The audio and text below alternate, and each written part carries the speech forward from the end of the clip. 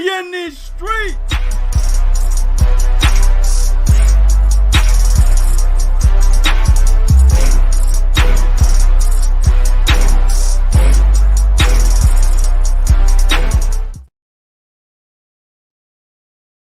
And what's the goddamn deal? We back in the building, 3kingsboxing.com. We in these streets. We in these streets. Word up, word up. Or the basement.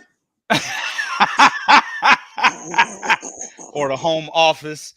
It all matters. Still the streets. You know what I'm saying? In Right the on. streets all day.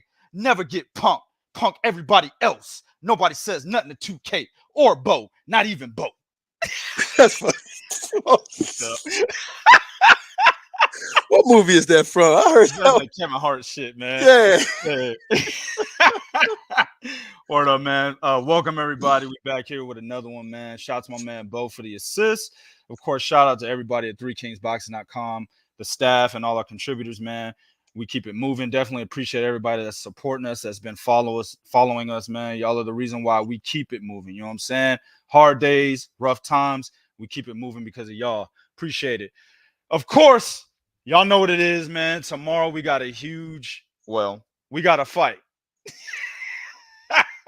We got a fight. Thank you. Thank you. I don't want to say we got a huge fight. I don't want to say we got a mega fight. I don't want to say the winner is the face of boxing. All that bullshit, man. It's all BS, bro. This is the most, listen, it's a good matchup. You got two young undefeated fighters. Both of these guys are under 30 years old, right? I think Tank is 28. Ryan's like 24, 25, right? Right. It's a good fight between two young undefeated fighters. The problem is they're saying that the winner is the face of boxing. Yeah. And that in itself makes this an overhyped, overrated fight on paper. Now, the matchup, the fight, anything can happen. It's boxing, right? We've seen guys get in the ring completely overmatched and give an excellent matchup, men and women. So the actual fight could be something different. But on paper, you don't look at these two guys on paper and say the winner's the face of boxing, especially when you got an undisputed champion, which neither one of these motherfuckers are, that are in the same division as him. And then you got a boogeyman that just came to the division who can probably beat both of these guys in the same night, right? Mm-hmm. And just overlook him as well and say, nah, these guys right here, the face of boxing. But y'all know y'all got to wait for that prediction and that breakdown. We got a whole lot of heat on that. But first, man, we got to do what boxing media does and go over all the fights and popular things that have been happening in boxing up to this point, man. Take it away, Bo. All right, man. As you guys know, man, a lot of fights going on, a lot of things happening. So I'm going to start it off because, you know, that's just what I do. I'm going to start off with some of the fights on some of these undercards. Now, of course, if you look over at the Joe Cordina versus Rakhimov, that's it. Shavkat Zhang. We don't know. Rakhimov, bro. That's good enough. IBF champ. That's right. IBF champ, as you guys know, on the undercard of that, man. There's some pretty interesting fights. Now, I do want to make note, you got, you know, Sky Nicholson on there, and that's a cat, if you guys remember, we talked about, me and Prodigy talked about, out of Australia, went over to the United Kingdom, was part of the, you know, the Great Britain team and all of that, and they're pushing her really hard. So she's on that card. Yes, she's on that card, and she is fighting someone who's not that good. That, you know, y'all, come on, y'all. It's the UK. Well, y'all know how they do. Most of the time that happens. I mean, she's a prospect, so they put them in there with, you know, people that have they got more losses. You know what I'm saying? They got double the losses they got wins. Yeah, that's just the UK way, man. So you know, and plus she's one of Eddie Hearn's favorite, so he's gonna try to push her as slowly as he can to get her out in the spotlight. So, you know, it is what it is. 100%. But there's the two fights that's piquing my interest. One is a cat by the name of Jordan Thompson. Now, he's an undefeated cruiserweight, don't have much of an amateur background. You know, one of them guys only had a handful of fight, kind of like, you know, how they was moved Anthony Yard. One of them guys that only had a handful of fights and became a pro. But the cat he's fighting is a cat by the name of Luke Watkins. Some of y'all over the UK remember Luke Watkins' only defeat came to Isaac Chamberlain and Lawrence Coley. He's no slouch. Now he's another one of them dudes with a handful of fights, but the fact that he has experience in the ring with two, one's a world champion, and then another guy is a pretty well-known top cruiserweight himself. That's something to cause. You have to think about. It kind of reminds me of that situation when you had Daniel Dubois and Nathan Gorman, and it was like, hey, if Dubois get past Gorman, he's ready for that next level. And Dubois blew past Gorman. He's like, oh yeah, he's ready for that next level. And it's the same thing here. In order for you to tell me this boy's ready for that next level, he's gonna have to blow past Luke Watkins. He's gonna have to do Luke Watkins what Lawrence Okolie did to him, and blow past him. So if he does that, I bet Jordan Thompson, cool. And that's for the IBF. Was it like the IBF International, IBF European? It ain't for no real title. Right. Whatever. I got that IBF Intercontinental shit somewhere hanging in my closet, nigga. I use that shit to hold my pants up, nigga. Fuck out. Oh hell. That's fucked up. Oh man. Another fight on there that everybody should be paying attention to is, of course, Sandy Ryan's on there. She's taking on Maria Pier Houle. And Maria Pier Houle is undefeated. She's that fighter that we talked about. If y'all go to Three Kings Boxing, she fights out of Canada, and we kind of talked about her. So they're fighting for the vacant WBO title, 147 welterweight title. Now that's interesting because the winner of this fight could definitely wind up fighting Jessica McCaskill. Now the thing about Sandy Ryan, I want everybody to understand. Now we said how Eddie Hearns is kind of treating Scott Nicholson with kid gloves. He didn't do that with Sandy Ryan. Remember, Sandy Ryan got it in and she lost to Faraz. Well, she was supposed to beat Faraz. Yes, she was.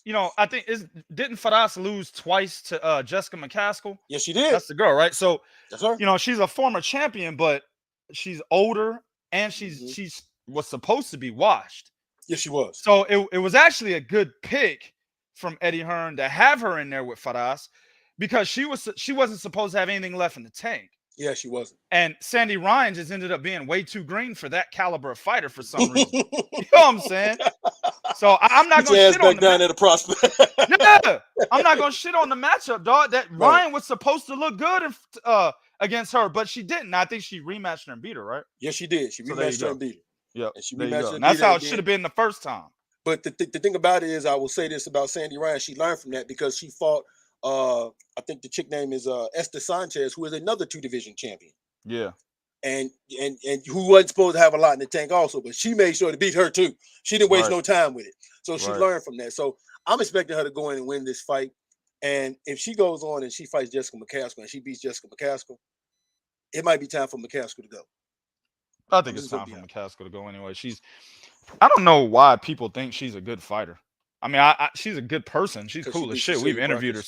We've interviewed her several times. She's extremely sloppy. People are saying unorthodox. No. There's a difference between unorthodox. Emmanuel Augustus was unorthodox, but skilled, right? Jessica McCaskill is sloppy. You know what I'm saying? I don't know, dog. The best thing that happened to her was that she beat Cecilia Brackets twice. Yes, I don't believe she won the second fight. The first fight, Cecilia didn't throw enough punches. It was actually Cecilia's fight to lose, but she didn't win the second one. You know what I'm saying? And she got the decision both ways. That was the best thing that ever happened to her because if that hadn't happened, Jessica McCaskill wouldn't have been talked about, man. No, she wouldn't. And if the thing about her fighting style, I don't want to go too much into it, but the thing about Jessica McCaskill fighting style is it takes a lot of energy, and she's up there in age. You can't, just like with Mike Tyson, that fighting style consumes a lot of energy, man. When you start hitting 30, start going a little bit south of 30, dog, nope. You can't expend all that energy with wasted punches, man. She's wasting movements, bro. She's that sloppy. You're talking about wasting punches. She's wasting movements, bro. Yeah. You see what I'm saying? So nah, man. She's in my opinion, the loss to Chantel Cameron, she's pretty much done, bro. I agree, man. I agree. So yeah, those two fights are two fights I'm going to be looking at, even if I got to watch that before the bell, because I got to know what's up with them two fighters, man. Be on the lookout for that. And y'all heard it right here on Three Kings. We the ones that be talking about shit like that. You don't find no other channel that give y'all who's on the undercard. Niggas don't do that, right? Now when you go over to the undercard of you got, of course, for you UK guys, I don't want to leave y'all out. Y'all got your lightweight title is on the line. Man, what the boy name? Gavin, what's his name? Gavin Gwynn. Man, get the fuck out of here. Fuck Gavin Gwynn. Oh, come on, man. He got knocked out by James Tennyson. Man, come on, man. Ain't that one of the dudes Tevin Farmer beat up in Yes. his coddled reign as IBF champ? Yes. Man, come on, man. Man, come on. We talk about the prospects and fights that matter, man. Get this shit out of here. Sorry, UK fans. We won't talk about that one. That's fucked up. But I feel, all right. So when you're looking at the Ryan Garcia and Tank Davis, one fighter on that, well, there's a couple. One fighter on the undercard I have my eye on. Okay, you got Vito Mielnicki. That's not the fight I have my eye on. I'm just mentioning him. You got Vito Mielnicki. I remember once upon a time, Michael Williams Jr. and him were beefing. I remember that shit, man. Yeah. And I honestly, I don't rate Vito Mielnicki. I really don't rate Michael Williams Jr. too high. But that would have been a good fight at that time. I don't know why it didn't happen. I remember Michael Williams Sr. was saying something about Mielnicki, but I can't remember what it was at that time. But that would have been a decent fight back then. But now at this point, what Michael Williams Jr. has been going through, probably not. No, it's not at all. And Vito Mielnicki, unfortunately, they're moving him incredibly slow. I think he already had one loss, but he's not fighting any fights that's gonna push him. He's gonna mess around and be like Joey Spencer. If he ever steps up too high, he's gonna be done. And so they're gonna have to figure out what to do. But the one guy I'm really looking at is that lightweight dude, Floyd Scofield Jr. I'm looking at him because he's supposed to be in the mixed part with the Keyshawn Davis and all these new lightweights, young lightweights coming in. My biggest problem with Floyd Scofield, though, man, his lack of head movement. Yes, sir. His planted concrete feet and his ring IQ, man. Yep. His ring IQ, dog. He was calling out Keyshawn. He ain't ready for that. No, not after that last fight. I saw no, he's not ready for Keyshawn, man. Wait, no. Come on over here. Look, come here, little young blood, bro. Come over here, dog. Hey, man, put your arm around him, bro. Hey, man, you're not ready for that fight, big dog. You know what I'm saying? A whole lot of shit you do wrong, my nigga. You're going to get knocked the fuck out, dog.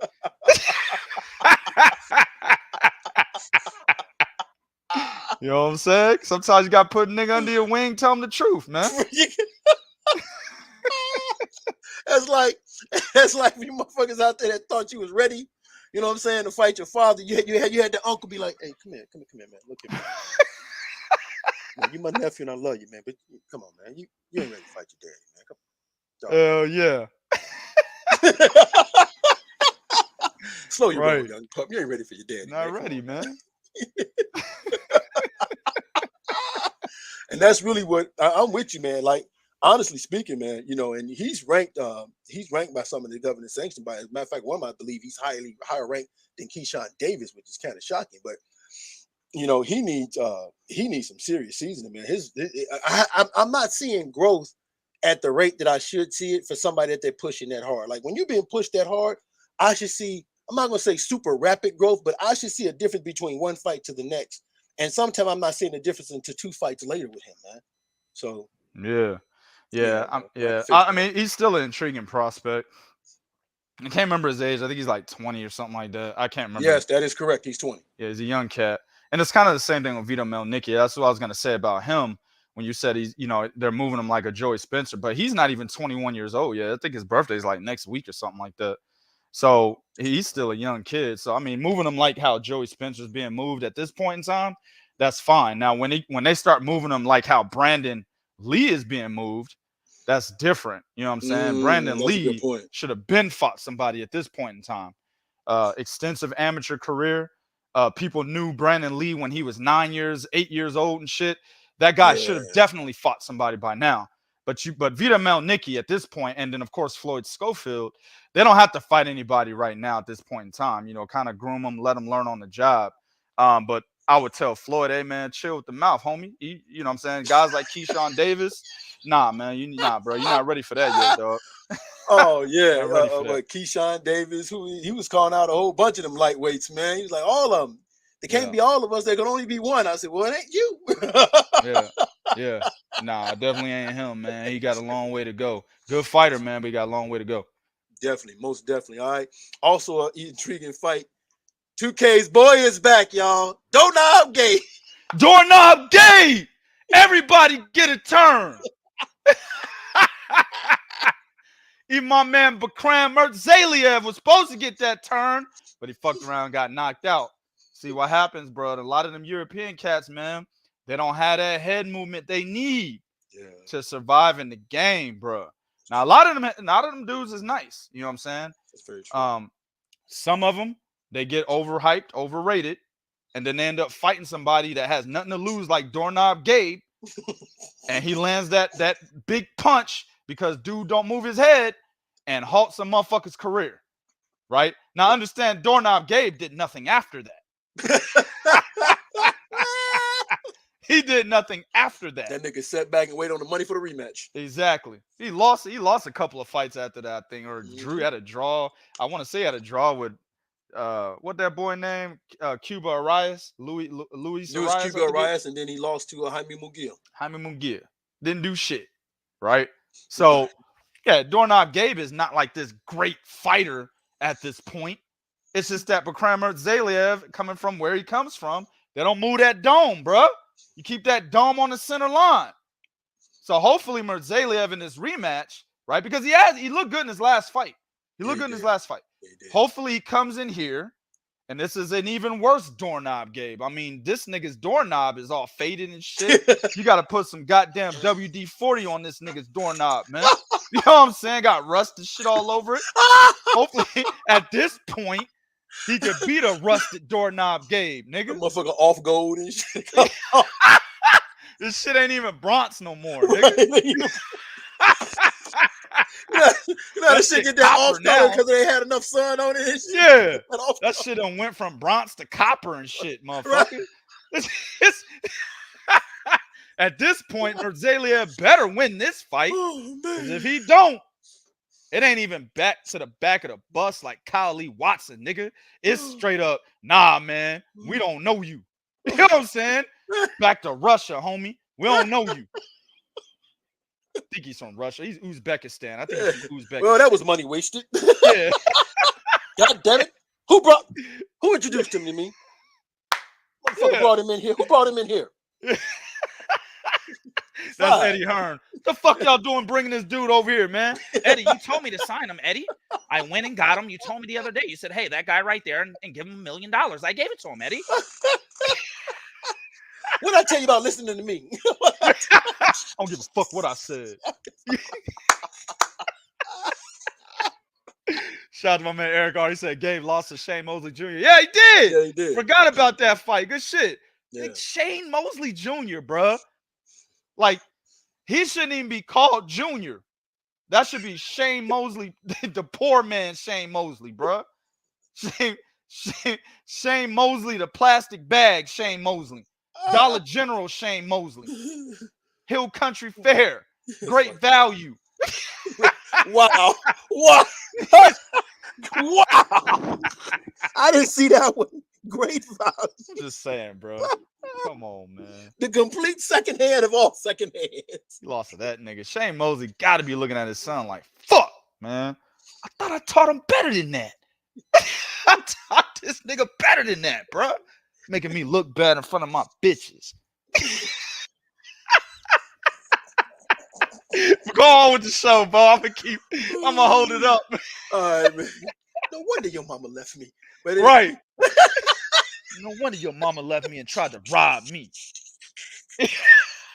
She saw there was no future in this shit. All right, man. Anyway. So yeah, that fight right there. Be on the lookout for that because I'm with 2K, man. If he loses a second time to Gabe and he gets knocked out, he's done. Like you said, that dude is done. The bad part is Gabe ain't good enough to capitalize on it. So pay attention to that fight. Then, of course, you got one more fight on there. You got WBA regular champion, David, super middleweight, by the way. Cuban sensation, probably one of the best fighters coming out of Cuba. One of the youngest, devastating, dominating, perseverating, persecuting. I don't know what any of them words mean. David Morrell. Yeah, dog. That's the fight. Anytime David Morrell gets on a card, I got to see it, bro. Yeah. I got to see it. 2K might fuck up the game. I told y'all, I don't have a favorite fighter. I ain't had one in a long time. But if David Morrell start beating these motherfuckers, bro, I might fuck the game up. Y'all might hear it. 2K come on the show one day. Yeah, man, my favorite fighter, David Morrell. I'm gonna say it real fast so y'all don't hear it.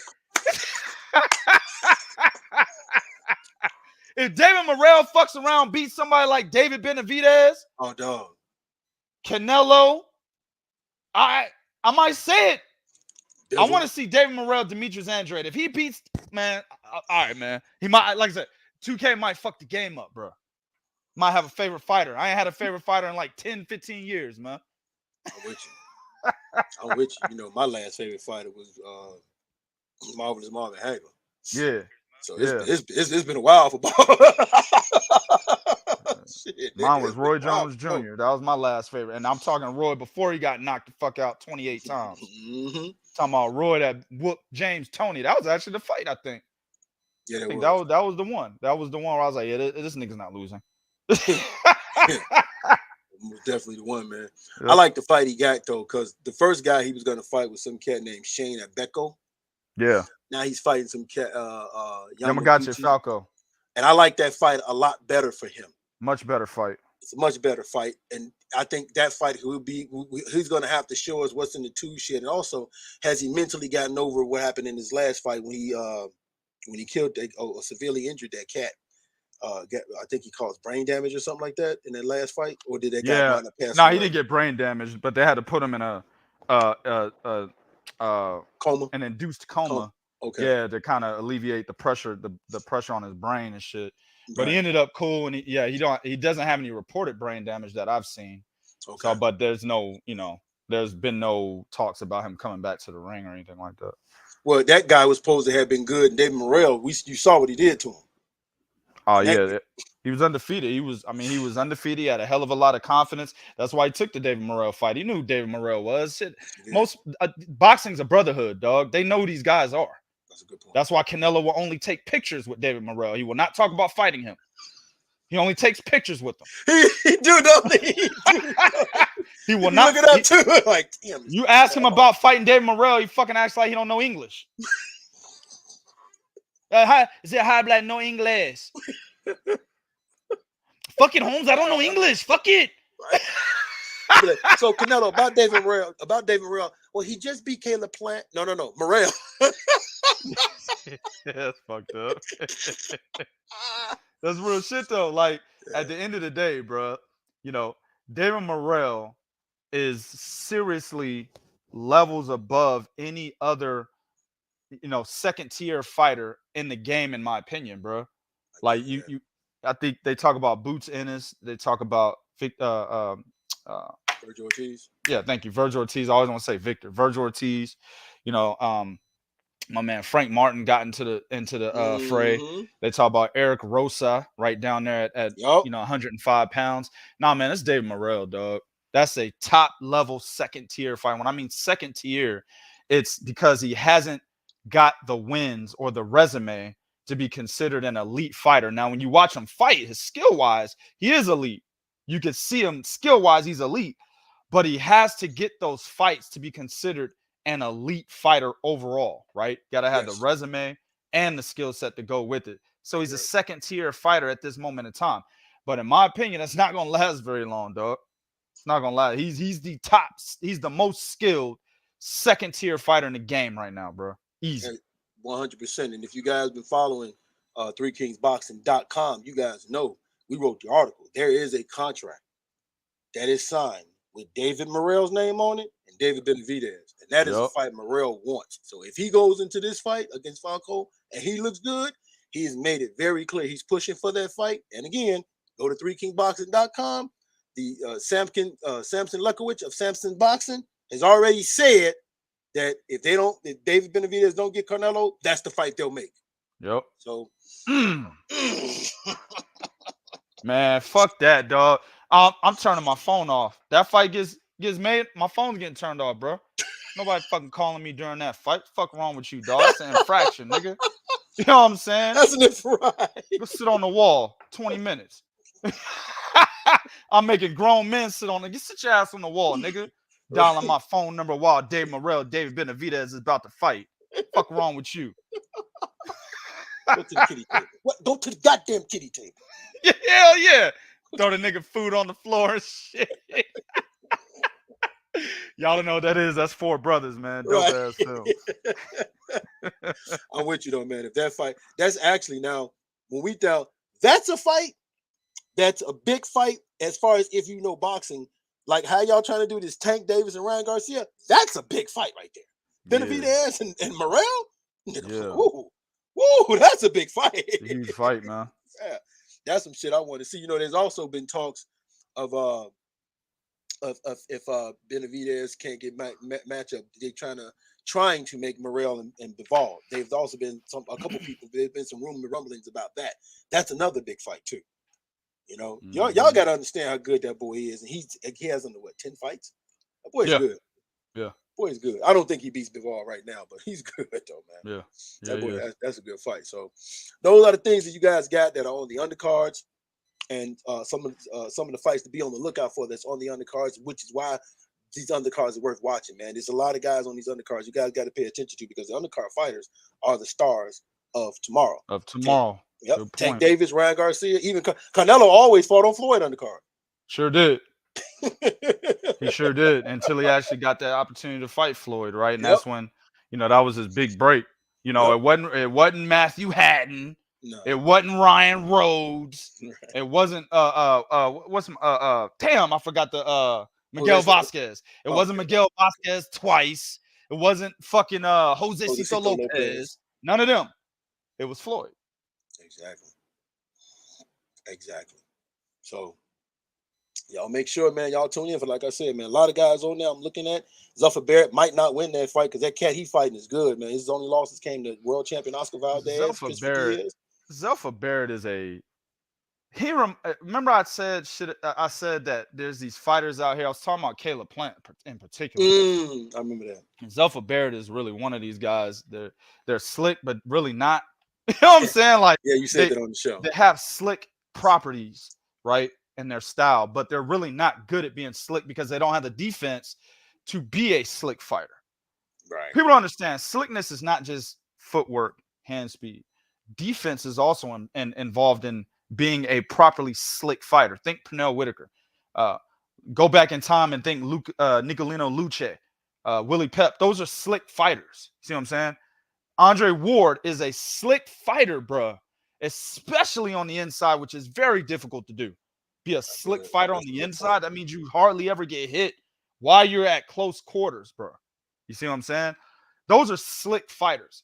Zuffa Barrett wants to be a slick fighter who uses the ring, right, behind his jab, but he really doesn't have great footwork, and then he really doesn't have good defense. I mean, he's easy to get hits, easy to counter him over his jab. I hate those fighters that are slick because it's smoke and mirrors. It tricks you because you're like, oh shit, look at this nigga jab, look at his footwork. But then 5 rounds go by and you're like, couldn't keep that up, huh? That's Caleb Plant. That's Zuffa Barrett. So these guys, man, depending on, what color the moon is and what weather it was during the day, they could lose their fights against guys that they're not supposed to be losing to. That's a good point. And that's what can happen to Zuffa Barrett this weekend, man. And just to add to that, because I think a lot of people don't understand what a slick fighter is. Y'all think a slick fighter is just somebody that can move and all that. A slick fighter is a fighter that uses his eyes and his feet for defense.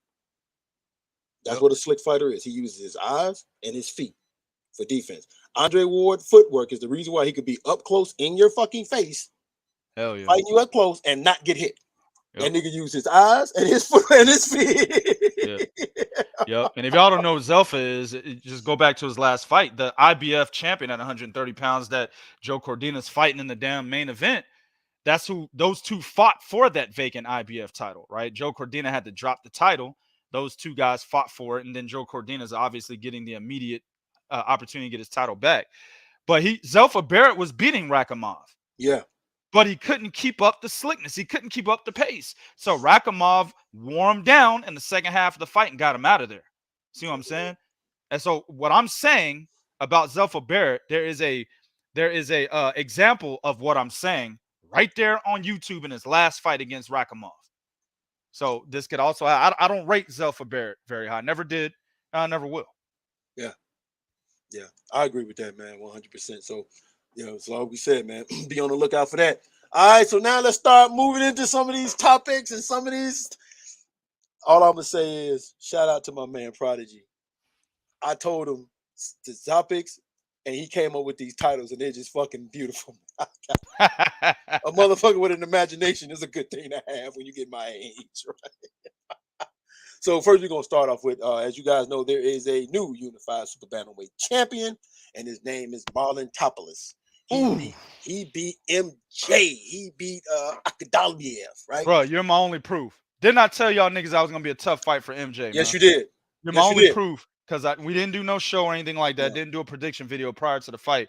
But I told the staff at 3kingsboxing.com, I said, hey, man, this Marlon Topolis, nigga, this dude is going to be a problem for MJ, man, especially coming off an injury and inactivity. Yes. He's going to be a problem. I didn't say Topolis would win. I didn't pick a winner, but I said he was going to present problems. No, you said that because we were talking like, oh, okay, we was talking about MJ fighting the winner of Noe and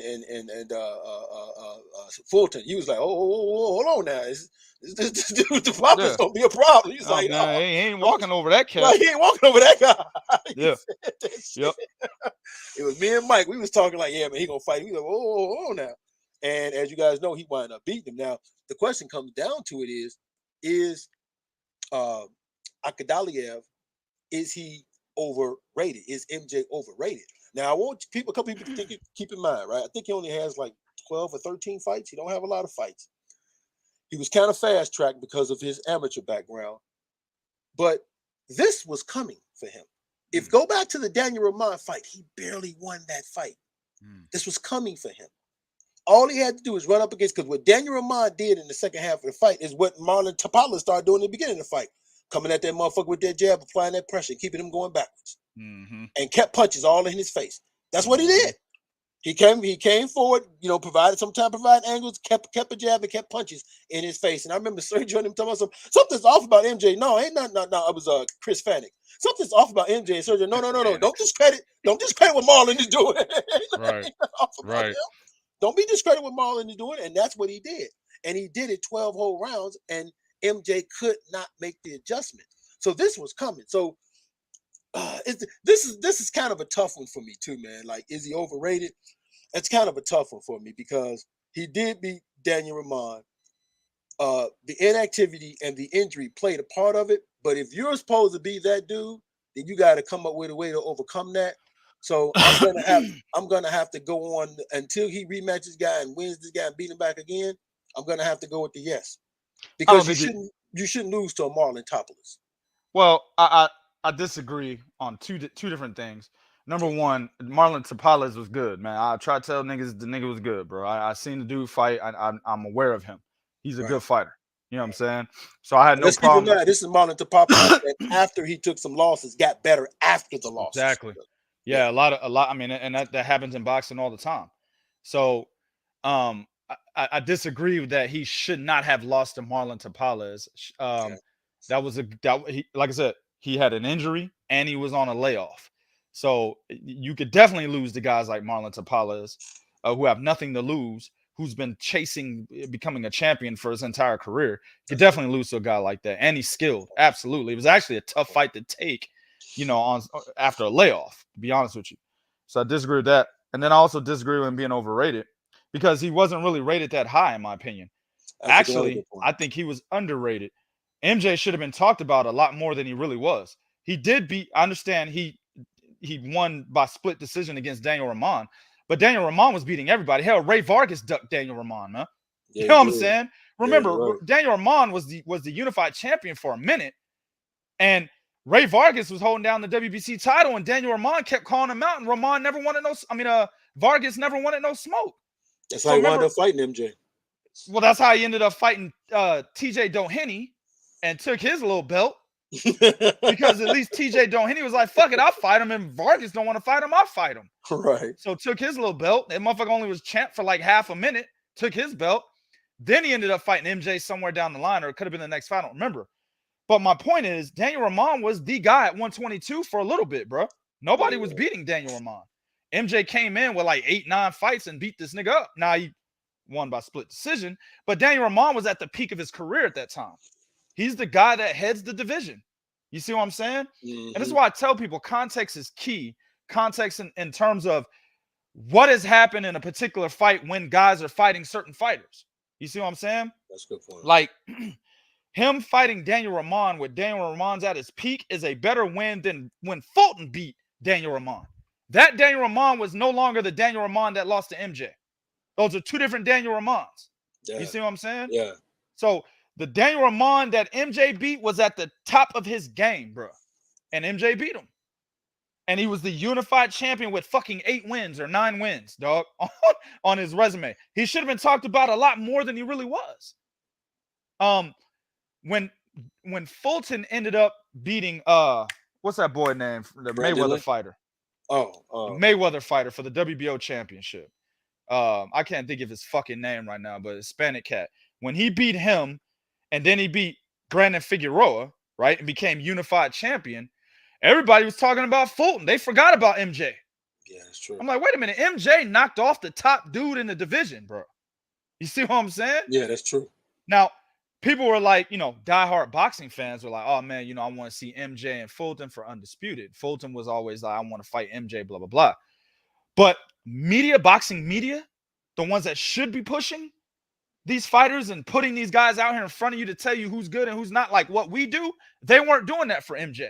No, they stayed mum on him. For dumb niggas, mum means quiet, silent, right? They stayed mum on him. Thank you, Angel Leo, whatever the fuck his name is. Yeah. They stayed mum on that dude, MJ. So at the end of the day, bro, he was underrated, in my opinion. He should have got more publicity than he really got. Problem with that is when you lose to a guy like Marlon Tapales that a lot of people don't fucking know, because I remember people were all over the place. Oh, I told you this guy MJ sucked. And it's crazy because he doesn't suck. He's a good fighter. Mm-hmm. He went to the Olympics and lost to Robeisy Ramirez. Everybody lost to Robeisy Ramirez. Even Shakur Stevenson. Yeah. So this motherfucker don't suck. Dude ain't got a suck bone in his body. He's good. Marlon Tapales was better on that night. You guys are underrating Marlon Tapales. That's what you're doing. Because you don't know the guy. See what I'm saying? So he's underrated. Marlon Tapales needs to get a boost to his goddamn image because of the win he just got. Yes, he does. And yes, he should get the next fucking fighter who wins between Naoya Inoue and Stephen Fulton. He should get that winner because he beat MJ. MJ is realistically the top guy in the division because he knocked off the other top guy, or he was anyway. And Tapales knocked him off. So what does that make Tapales? People don't want to hear that shit though, bro. No, they don't. They want you to say Fulton is the top guy. No, he's not. He wasn't. No. So, top guy was, like you said, MJ. It was MJ. So it's like the whole lineal champion thing. You lineal champion niggas in the chat that love that shit, right? You beat the man to beat the man to beat the man, blah, blah, blah. I can't tell you if fucking Daniel Ramon was lineal champion. I don't remember. I don't really give a shit if he was or not. But I know the division. I knew the 122 pounds division at that time. He was the top guy. Right. It wasn't Ray Vargas. It was him. So at the end of the day, bro, he beat the top guy. And then he lost to another guy. So now Tapales, in my opinion, has a right to the winner of Fulton and Inoue, bro. It's only right. They should give it to him. They should give it to him. Yeah, they should give it. Yeah, he's unified champion. They should definitely give it to him. Let him go for undisputed. If there was no rematch clause with MJ, then hey, man, that's MJ's fault. Yeah, go for undisputed. So I agree with you, man. I agree with you. It's just like you said. I think, and you said something at the beginning. How context is key, and that's for a lot of time. I think guys look at certain things like they'll look at a guy taking a loss. And they'll say something like somebody told me, they said, man, Chris Eubanks Jr., he's not that bad. So what are you talking about? And they said he beat what's that Russian that dude we always talk about, great amateur Russian fighter. But anyway, he beat damn, I can't think, man, I got his name in my head. But I'm like, dude, context is key, man. This nigga hurt his shoulder. And in the UK, if a fight goes past, if a fight goes to the third round, they'll still score that fight. And that's how he lost. He only lost. He fought Charlo too for the. Yeah, because he fought Andy Lee, right? Right. Matt Karbov. Thank you. Matt Matt Karbov. Karbov. Yeah, they like, oh, he's not that bad. He beat Matt Karbov. I said, dog, context is key, man. Matt Karbov hurt his shoulder in that motherfucking fight. Come on, man, stop. You make it sound like he beat him up. No, man, cut it out. So, no, you're right about that. Context is very, very key. So, there you go. You know what I'm saying? My man Prodigy, you know, he has to straighten it out when we don't get it right, even on his own team. Hey, you can't say the man is overrated. He lost to a good fighter. And then, of course, you got to put in perspective, he's coming off an injury and a long layoff. So let's see what happens next. All right. Next up. So you got these two brothers from Australia, the Moloney brothers. Maloney. Yeah. These motherfuckers, man. Andrew and Jason. These guys are out here in the streets, man. In the streets. These two guys are about to be fighting for titles, and of course, that's the bantamweight titles that now we know he gave up. I think Andrew Moloney, super flyweight. I'm sorry, yeah, super flyweight. Andrew's fighting for the super flyweight WBO. Jason's fighting for bantamweight WBO. Right, and Andrew is fighting Nakatani. Junto Nakatani, former WBO 112-pound champion, bro. That was beating everybody's motherfucking ass too, and was gunning to whoop the ass of motherfucking. he actually was supposed to fight Kazuda Ioka. Yep. And then ended up Ioka fought Joshua Franco, you know, for that unified title or whatnot, WBA, WBO. But Nakatani, bro, I had him pegged to beat Sonny Edwards at 112 had he not moved up. But apparently the weight was an issue for him, so he moved up to 115. But listen, man, Moloney Brothers about to be in these streets. In these streets. Getting their motherfucking asses whooped again, bro. Sure, Andrew, man? yes. Andrew Moloney losing to Joshua Franco twice. Now niggas gonna be like, ah, man, you know, that was bullshit. You know, that was bullshit, though, how he lost. That's fine. When he loses to Junto Nakatani, it's not gonna be bullshit.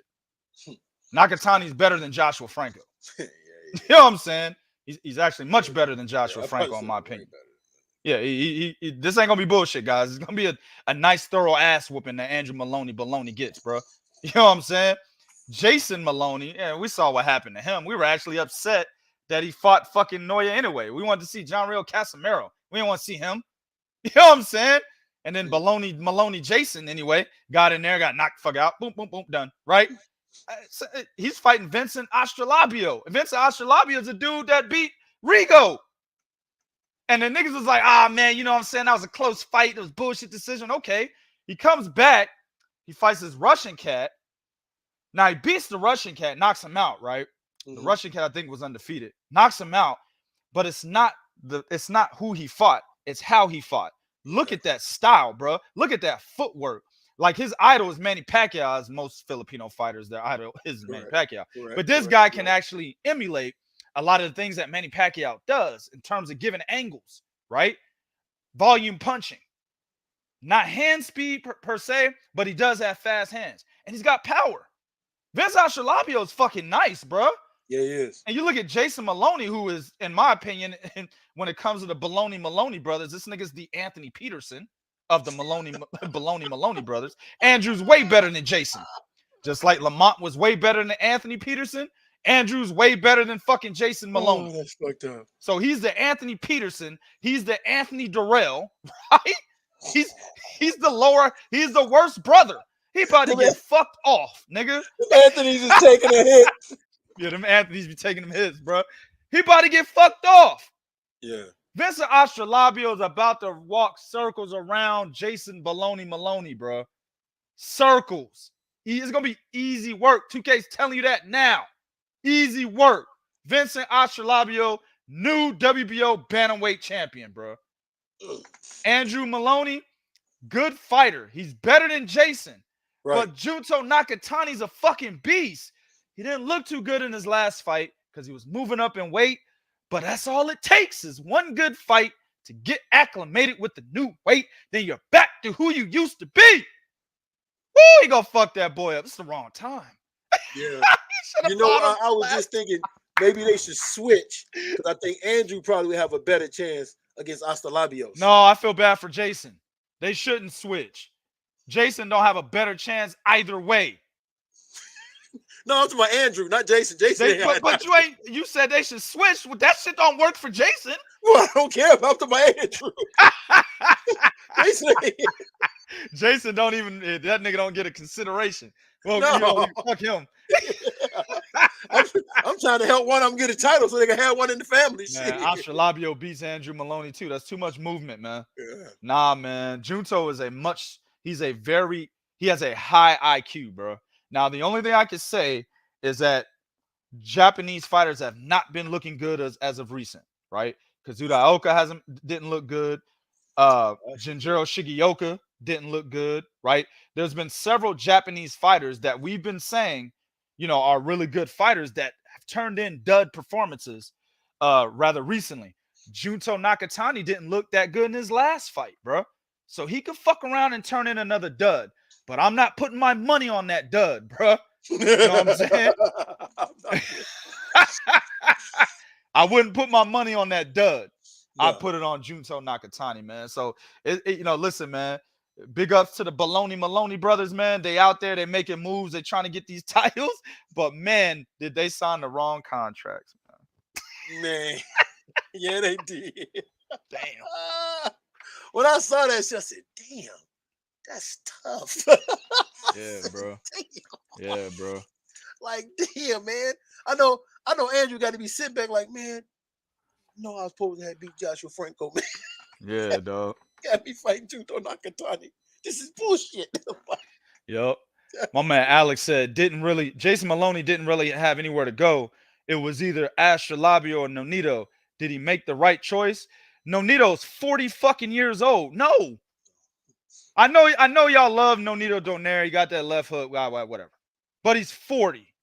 I'm picking the 40-year-old nigga. Get you there. Over the hungry, younger, more fucking dynamic Vincent Astrolabio. Give me the 40-year-old nigga. I can land something on that old ass jaw. You know what I'm saying? Yeah. A 40-year-old nigga's equilibrium ain't right already. Yeah. All I gotta do is hit the nigga one time in the temple. Legs gone. That's exactly what Naoya Inoue did. In the rematch. That's why the rematch didn't look like the first fight. Because Nonito was 40.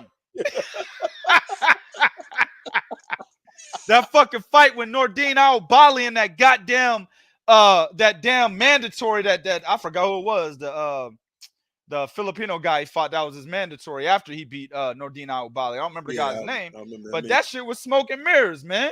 Yeah, it was. Smoke and mirrors. He was 40. Especially if you guys go to Three King Boxing and read why Nordine Aobali. Mm-hmm. Y'all find out why this nigga. Oh, well, no wonder he got that knockout. Exactly, bro. Exactly. I'm not gonna tell you, take care of Three King Boxing and read it, goddamn. Yep. Find out why. Yep. Right. All right, so you got that right there. All right, man. So let's move it on. Let's keep it going. So as you guys know, Tyson Fury told everybody, big news coming, astronomical news coming. And Eddie Hearn's like, yeah, nigga fighting Andy Ruiz July 22nd. Right? Ain't now stole that man thunder like that. Man. That's sad, bro. But the question is, did Andy Ruiz, did he make a mistake signing the fight to does he how much of a chance did he make a mistake signing the fight Tyson Fury? Because originally we was told that he was being geared toward Deontay Wilder. Now it looks like if everything Eddie Hearns is saying is correct, he's going to wind up fighting Tyson Fury on July 22nd. Here's the thing with that. Does he have a chance? I feel like he has somewhat of a chance only because he's good at getting on the inside. And if he can get on the inside of Tyson Fury, we've yet to see how Tyson Fury handles a guy that's big and can get on the inside. Wilder could never get on the inside. Tyson Fury could use his weight against him. Well, Andy Ruiz is not somebody you can just use your weight against. He probably uses weight against you, right? And then how do you deal with Andy Ruiz when he gets on the inside? And Andy Ruiz is a good counterpuncher with some decent hand work. And I remember Prodigy said this a long time ago. If you guys go back, when they was talking about Tyson Fury versus Vladimir Klitschko, he said the only way Klitschko stood a chance was getting on the inside of Tyson because Tyson can he can beat him with the long range. So that's going to be interesting to see. So I think he stands a chance if he can figure out a way to get inside. If he can, get inside, let his hands go, and can use some of that bulkness that he has, yeah, I think he stands a chance. Now, is it a wide chance? No, 20, 25% chance. Because at the end of the day, it's still Tyson Fury. Tyson Fury is still good at keeping at the end of that jab, keeping you on the outside of punches, knowing when to tie up, and his movement. So I think all those things are still intact. But I will give him at least anywhere between the 25 to 30% chance of winning that fight. Yeah, I mean, to answer your question, did he make a mistake signing it? No, it's for the WBC title. You know what I'm saying? He's trying to be a champion again. So, I mean, he was unified in that miracle win against Anthony Joshua. So he's trying to get back to a point where he's a champion again, become the first 2-time Mexican heavyweight champion, right? So no, that's not a mistake. Does he have a chance? Yeah, but will he win? Absolutely not. I'm saying, I mean, no. No, the nigga's gonna lose and quite easily. The thing is with Andy Ruiz, you can't really count him out because he does have nice footwork for a fat boy. He has good feet. And of course he's got fast hands, right? Yes, he does. He's got pretty good punch placement too. That tempo shot on Anthony Joshua in that first fight, that was a hell of a shot, man. Yeah, it was. You know what I'm saying? And it was he can take a shot because he got up from that knockdown. Sure did. Got up from the knockdown to land his shot, right? Yeah. It was a difficult shot to land on a guy that's what I think Joshua had him by like 4 inches or so. So he's got pretty good punch placement as well. The problem is Tyson Fury, he is a master at judging distance. The thing is, Tyson Fury gets complacent in the ring, like he did against Otto Wallin, right? That's a very good He can get complacent and think that he's too good for the fighter that's in front of him, start doing stupid shit in the ring. I feel like he got complacent against Deontay Wilder in the first fight. That's how he got knocked down twice, right? He dominates the fight, and then he's like, let me fuck around a little bit. And then does some stupid shit, fucks around, gets cut or gets knocked down and almost knocked out. You see what I'm saying? That's the type of shit Fury does. Andy Ruiz needs to hope that Fury does that against him because that's really his biggest shot to win this fight. If Fury is focused and he does what he's supposed to do, stay on the outside, use that 80+ inch reach and that goddamn 6 or 7 inch height advantage, this is easy work. This is like when Vitaly beat the shit out of Chris Arreola back in 2008 or 7 or something like that. Man. It'll look like that, bro. You know what I'm saying? I know Chris Arreola don't have the feet and the hand speed that Andy Ruiz has, right? But at the end of the day, the ability to judge distance behind the jab and the fact that Tyson Fury has similar footwork, if not better footwork than Andy Ruiz, it can end up looking like Vitaly Klitschko versus Chris Arreola. Just jab, jab, jab, up, straight right hand. Don't run into that. All right, back out here. It can look like that. Yeah. So, like I said, Andy Ruiz was supposed to sign this fight. He was supposed to fight Deontay Wilder. He ended up getting an immediate shot at the title. That's a way better opportunity than fighting Deontay Wilder for a fucking interim or an eliminator. You get the title shot, right? But, you know, Andy Ruiz doesn't think like Ryan Garcia. Oh, I'll fight for the interim title. No, I don't want the WBC world title. I want the interim. I'm gonna defend my interim. Andy Ruiz don't think like that. He's like, oh, fuck Wilder. He don't have a belt. Give me the belt. So it's an excellent signing for him. But, you know, from a boxing analyst standpoint, such as myself, oh, bro, he can't win this fight. He has the hope Tyson Fury gets complacent. And if he does, he's got a chance. If he doesn't, easy work. Because I'm going to tell you guys something. One thing about Andy Ruiz is if you go back and you watch his fights, Andy Ruiz is not, as good of a counterpuncher as he is, Andy Ruiz is not an aggressive fighter. In other words, you have to be coming at him for him to do that. He doesn't look to get in and cause you to do something or set a trap for you to hit you with a counterpunch, right? The only reason why he caught Anthony Joshua because Joshua got overzealous and came in. Right. And he caught him. And then it took him, 3-4 rounds before he realized, oh, shit, let me jump on this dude. Like, it took him that many rounds to realize, I need to jump on Anthony Joshua. And when he jumped on him, he got him out of there. Yep. Well, and that's what I'm saying. He's not an aggressive fighter where he can take advantage of those things like that. And when you're going up against a guy like Tyson Fury, you have to be aggressive. You have to be good with your footwork. You have to be willing to go in. You got to be aggressive at making this motherfucker uncomfortable because understand, Tyson Fury has no problem making you feel uncomfortable. Hell, ask Dylan White. That's why he grabbed him, tucked him, pulled him, got White upset. Okay, boop, boop. Oh, there you go. Get off me. Get off me, Mike. I was pushed, yeah, but you was out on the way down. Yeah, man, come on, man. This nigga, Dylan White is a goofball, man. This nigga's a goofball, man. Right. So yeah, I agree with you 100%, man. He has a chance, but will he win? No, I mean, it's just boxing. Anything can happen. But if Deontay Wilder with his punching power couldn't get him out, I highly doubt Andy. Well, let me say, Deontay Wilder doesn't have Andy Ruiz footwork. He actually has athleticism, but he doesn't care. He only cares about one punch because all these motherfuckers out here that support that nigga kept telling him, that's all you gotta do, champ. Land that one big motherfucker. Yeah. And so now the nigga fights like that. The stupidest shit I've ever seen, bro. He could have been a way better fighter than he turned out to be. Yeah, he could. Just built off of the first Bermain-Stavern fight where with all that athleticism, Deontay Wilder would have been a very good fighter, bro, if he would have built off of that. But instead, he's going off of what the fans say. Oh man, you got that motherfucker equal lot, no. You won't shame land that motherfucker point, nigga, and motherfucker don't even know what these niggas saying. What are you saying? All I hear is one punch, land, easy work. That's it. And that's all Wilder hears because that's how he fights now. Yeah. So Andy Ruiz don't do that stupid shit. He's going to be like, well, let me use my footwork to get inside. He's not going to be on rollerblades like Dillian White is, nigga. He's going to be, let me use my footwork. But see, Corey made a good point. He's going to have trouble cutting the ring off. And that's going to be his downfall. That's why I say he's got to hope Tyson Fury is complacent, stops moving like he did against Otto Wallin. That's when he has a shot. That's a very good point, too. That's a very good point.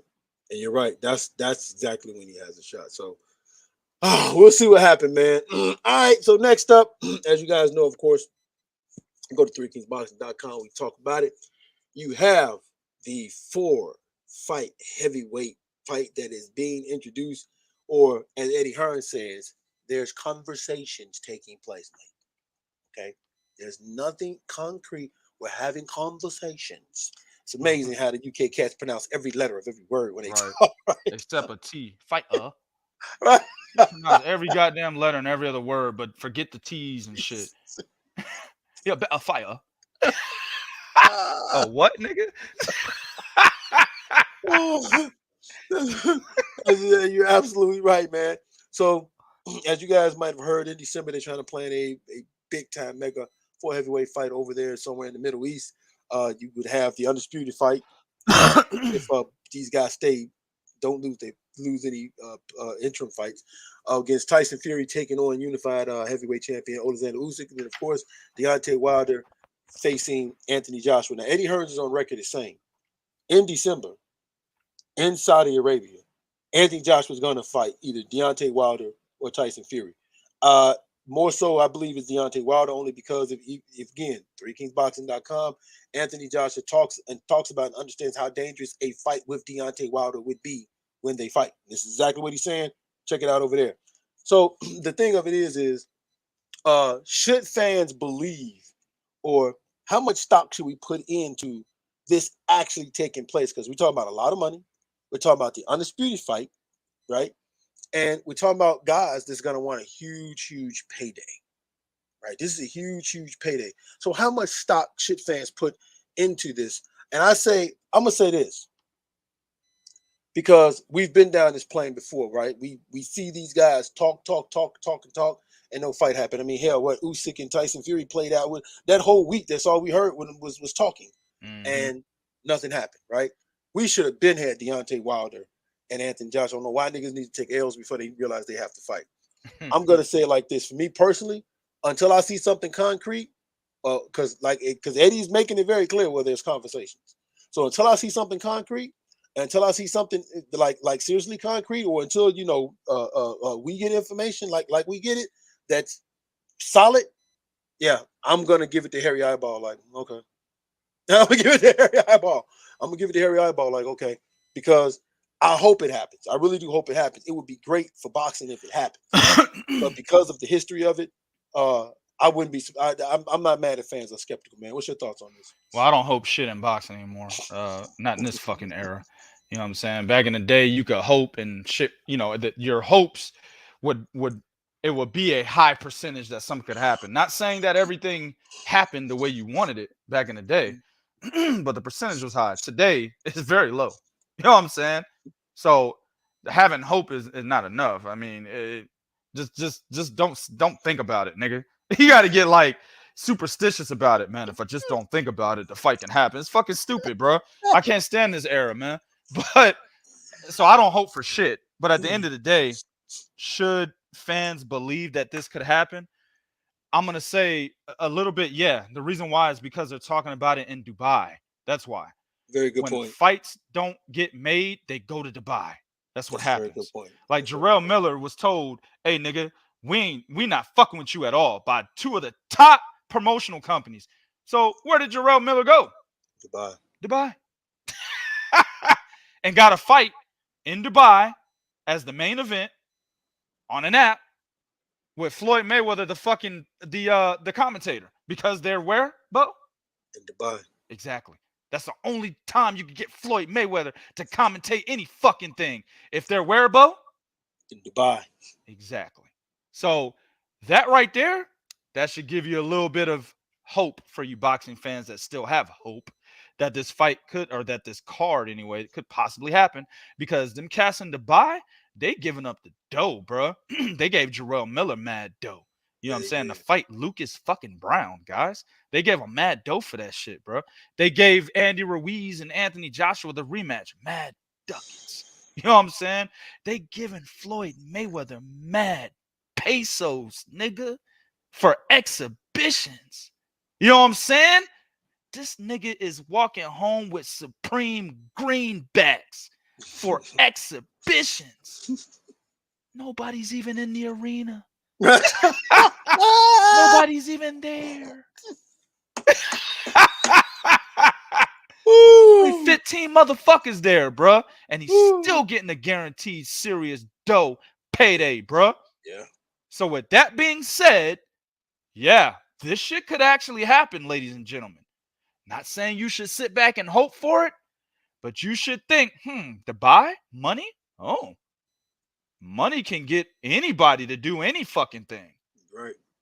Joshua and Wilder may just stop ducking one another because there's a lot of money on the table. Tyson Fury may just stop ducking Alexander Usyk because there's a lot of money on the table. Deontay Wilder did tell 78 Sports that he's got some shit popping off in Dubai. That was like 2 months ago. Yes, he did. Just saying. It's a possibility, man. And understand something too, right? When they fight over in Dubai, it's not like it's like when you go to fight at the cryptocurrency, which used to be the Staples Center in Vegas, where a bunch of stars are gonna buy and come to this fight. Nah. That's not happening out there in Dubai. These are people that are here that are paying for that fight.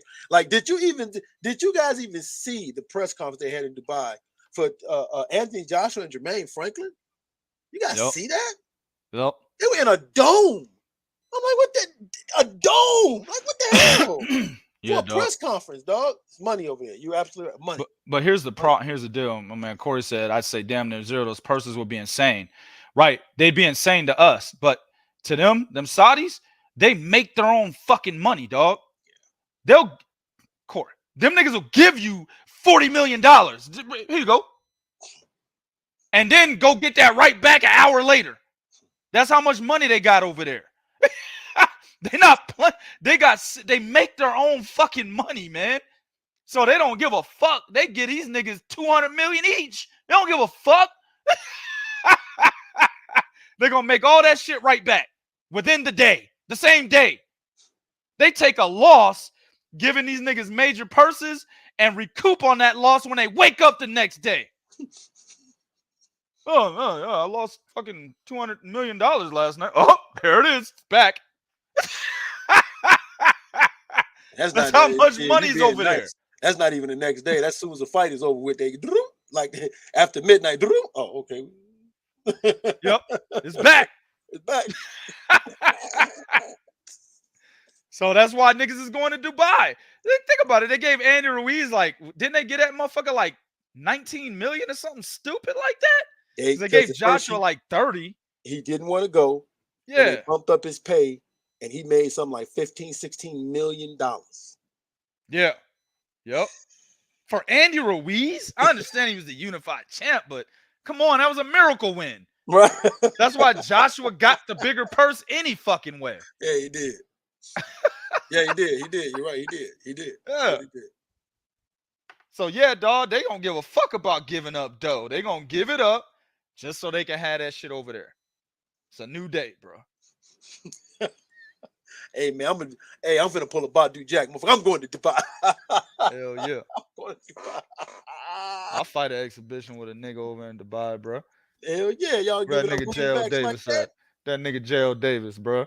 Me and Zhilei Davis gonna be in we're gonna be in an exhibition for that nigga being late.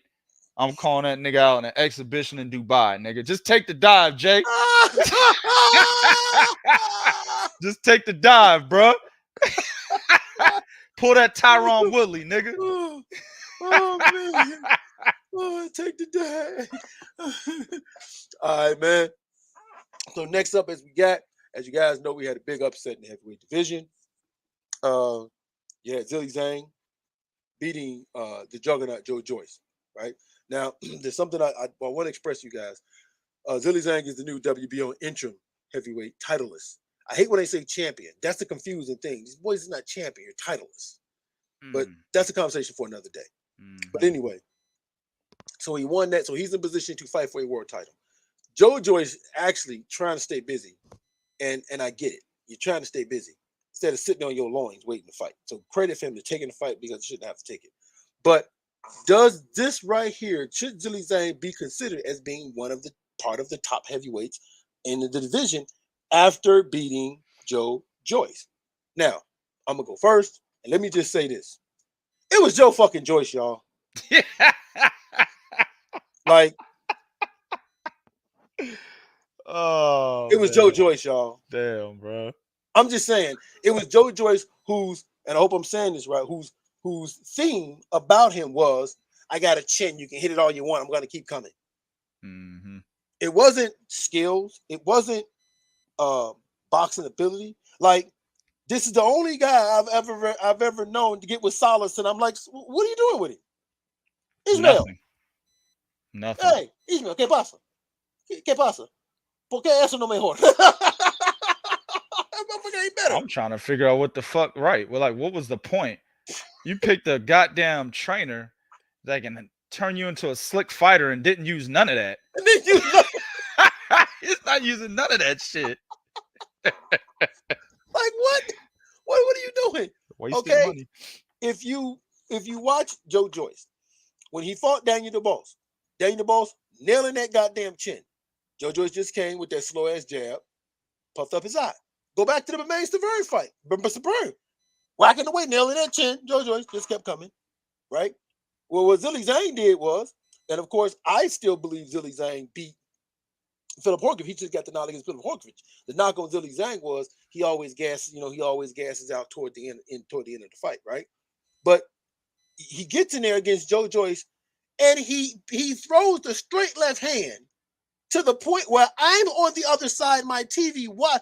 It got to the point I'm in the bathroom, straight left hand. I ain't watching the fight, straight left hand. He got him with straight left hand. I'm in the bathroom, yeah, straight left hand. Damn, bro. I mean, every time I heard you come again, I go, oh my god, yeah, straight left hand. Automatic. Yep. Damn, bro. Straight left hand. Don't even gotta watch the fight to be able to break it down and shit. No. Nigga, I had that right up done before. Straight left hand. Left hand fast up in here. He never thought to move his head. He did not have forward. If you watch Joe Joyce's fights, he was he kind of reminded me of kind of like a Ray Mercer, except Ray Mercer had better boxing skills. But Ray Mercer was also one of them dudes who had a hell of a chin and would come forward. Ray Mercer just had better, in my opinion, he had better boxing skills. Not vastly better, but at least better to the point to where you can see some improvement and difference in him when he would fight. And that's the same thing with Joe Joyce, except the fact is he was slow, right? And when he tried to get on the inside, then you also found something else about Joe Joyce in that fight. Joe Joyce does not know how to fight on the inside, because when he got there trying to fight Zhilei Zhang, Zhang was looking at him like, what the hell is you doing? This is not where you're supposed to be. You're missing. Don't know how to throw the proper uppercuts. Don't know how to provide me with the perfect angles. So then he started nailing with the uppercut. So does Zhilei Zhang belong with the top heavyweights? He doesn't belong with the top heavyweights, but I will say this: he presents an intriguing fight now. When you look at some of the second tier up and coming heavyweights in the division, he provides an intriguing fight because that straight left hand. Because like I said, I thought he defeated Filip Horkovich, and that straight left hand is not looping; it's straight, and he did show some skill. So when you start getting into that second tier crop of fighters, the Jared Andersons well, no, not Frank Sanchez, stay away from him. But the what you say? Yeah, no, don't do that to him, dog. The hell wrong with you, man? You gonna get that man killed. You know that nigga 39 years old. He rounded 40, bro. You gonna get him murked. You know, the FA Jagbas and some of these, like you said, middle of the pack guys. I think his name is Alice Deresian. These guys. He starts presenting somewhat of a little bit of an intriguing matchup because he has shown in this fight he has a punch. So I mean, he has a punch and he has a good chin. But should he be considered a top with some of the top fighters? No, sir. He's still a middle of the pack, second tier fighter. Absolutely not. Second tier fighter. He actually came from a third tier to a second tier fighter with this win. Joe Joyce was a second tier top level fighter, right? I mean, he was just on the cusp of getting a title shot. And this is the shit Frank Warren does. You know what I'm saying? This is why fighters leave his stupid ass. I like Frank. Don't get me wrong. I fuck with Frank. He's an OG. You know what I'm saying? But he's this right here is the reason why fighters leave him. He takes too long to get them title shots, man. And they got to go through fighting all these other guys and shit, you know, and they can't get the goddamn title shot. And that's what happened with Daniel Dubois. That's what happened with Joe Joyce, two of his fighters. Yeah. You see what I'm saying? Yeah. Ironically, it was one that fucked up the other one. So, like, when you fuck with Frank Warren, understand that you'll be fighting on that circuit for an extended period of time before you actually get your title shot. And the reason is because Frank Warren really doesn't have much clout, bro. That's why he had to align himself with Top Rank and ESPN. He doesn't have much clout over at Queensberry Promotions outside of the UK. You see what I'm saying? That's a good point. So that's why he hates Eddie Hearn, because Eddie Hearn's pops used to fuck with him. And so he could, you know, just like how Frank Warren is fucking with Bob Arum, Eddie Hearn's pops used to fuck with him. Yeah. You see what I'm saying? But Eddie Hearn came in, young nigga with young nigga minds, was like, oh man, fuck that old dude, man. I ain't fucking with him. We could bring this out. We don't need a Frank Warren on our team or on our side, nigga. We do this shit ourselves. And he was right. Yeah, you gotta give it to him. And that's why Frank Warren don't like him. Yeah. So at the end of the day, bro, this is just a testament to the Frank Warren situation. When you're with this guy, you will not get a title shot for a very long time. Sure, he's gotten people title shots, but his track record overall in general, you will be fighting on a UK prospect circuit for a very long time. You could be ranked number 1, no title shot. No title shot. And when you get that title shot, it's a tough one. Yep. Exactly, bro. So this is what happened to Joe Joyce, man. It's unfortunate, but literally, in my opinion, Zhilei Zhang has taken his spot. If he was the 5th best heavyweight, now Zhilei Zhang's the 5th best heavyweight. That's how you got to look at it. Now, I don't think he was that high. I'm not rating him. I'm just saying this is what happens. You got to give Zhilei Zhang his spot. Yeah. So it puts him from 3rd tier, in my opinion, to 2nd tier. And Bo's right. I like to see Zhilei Zhang. I'm going to say something. Niggas going to be like, oh, man, you're going to get fucked up. That's fine. I want to see Zhilei Zhang fight Jared Anderson. I'm tired of seeing Jared Anderson fight these niggas that we already know he's going to beat. I agree with that. Jared Anderson's beyond where they're pushing him. Put him in a ring with Zhilei Zhang. That's a good fight. Zhilei Zhang beats Jared Anderson, he's ready for a title shot. I agree with that. Zhilei Zhang, hell, if he beats one more 2nd-tier guy, title shot. One more. Title shot. They're talking about the Filip Hrgovic rematch. If he wins that fight, which he should, because he won the first one, in my opinion, title shot. Just saying. He could fight Ajit Kabayel. Title shot. You keep bringing that nigga Ajit Kabayel name. Yeah. How did he get that high to rank? I don't know. I don't know where this nigga came from, man. I don't know where he came from. That's my new go-to. That's my new Bogdan Dinu. It's Ajit Kabayel. A legit Gabrielle. Legit Gabrielle. Y'all better be careful. That nigga legit is legit.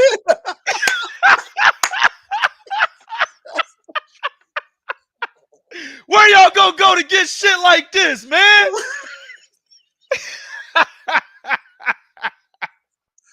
But I'm just saying, bro. Oh, man. One more guy. That's all he needs. One more fucking second tier guy. Agreed. Title shot. That's what this win did for him, man. Is he the best? One of the best heavyweights? No, but second tier. I agree with you on that.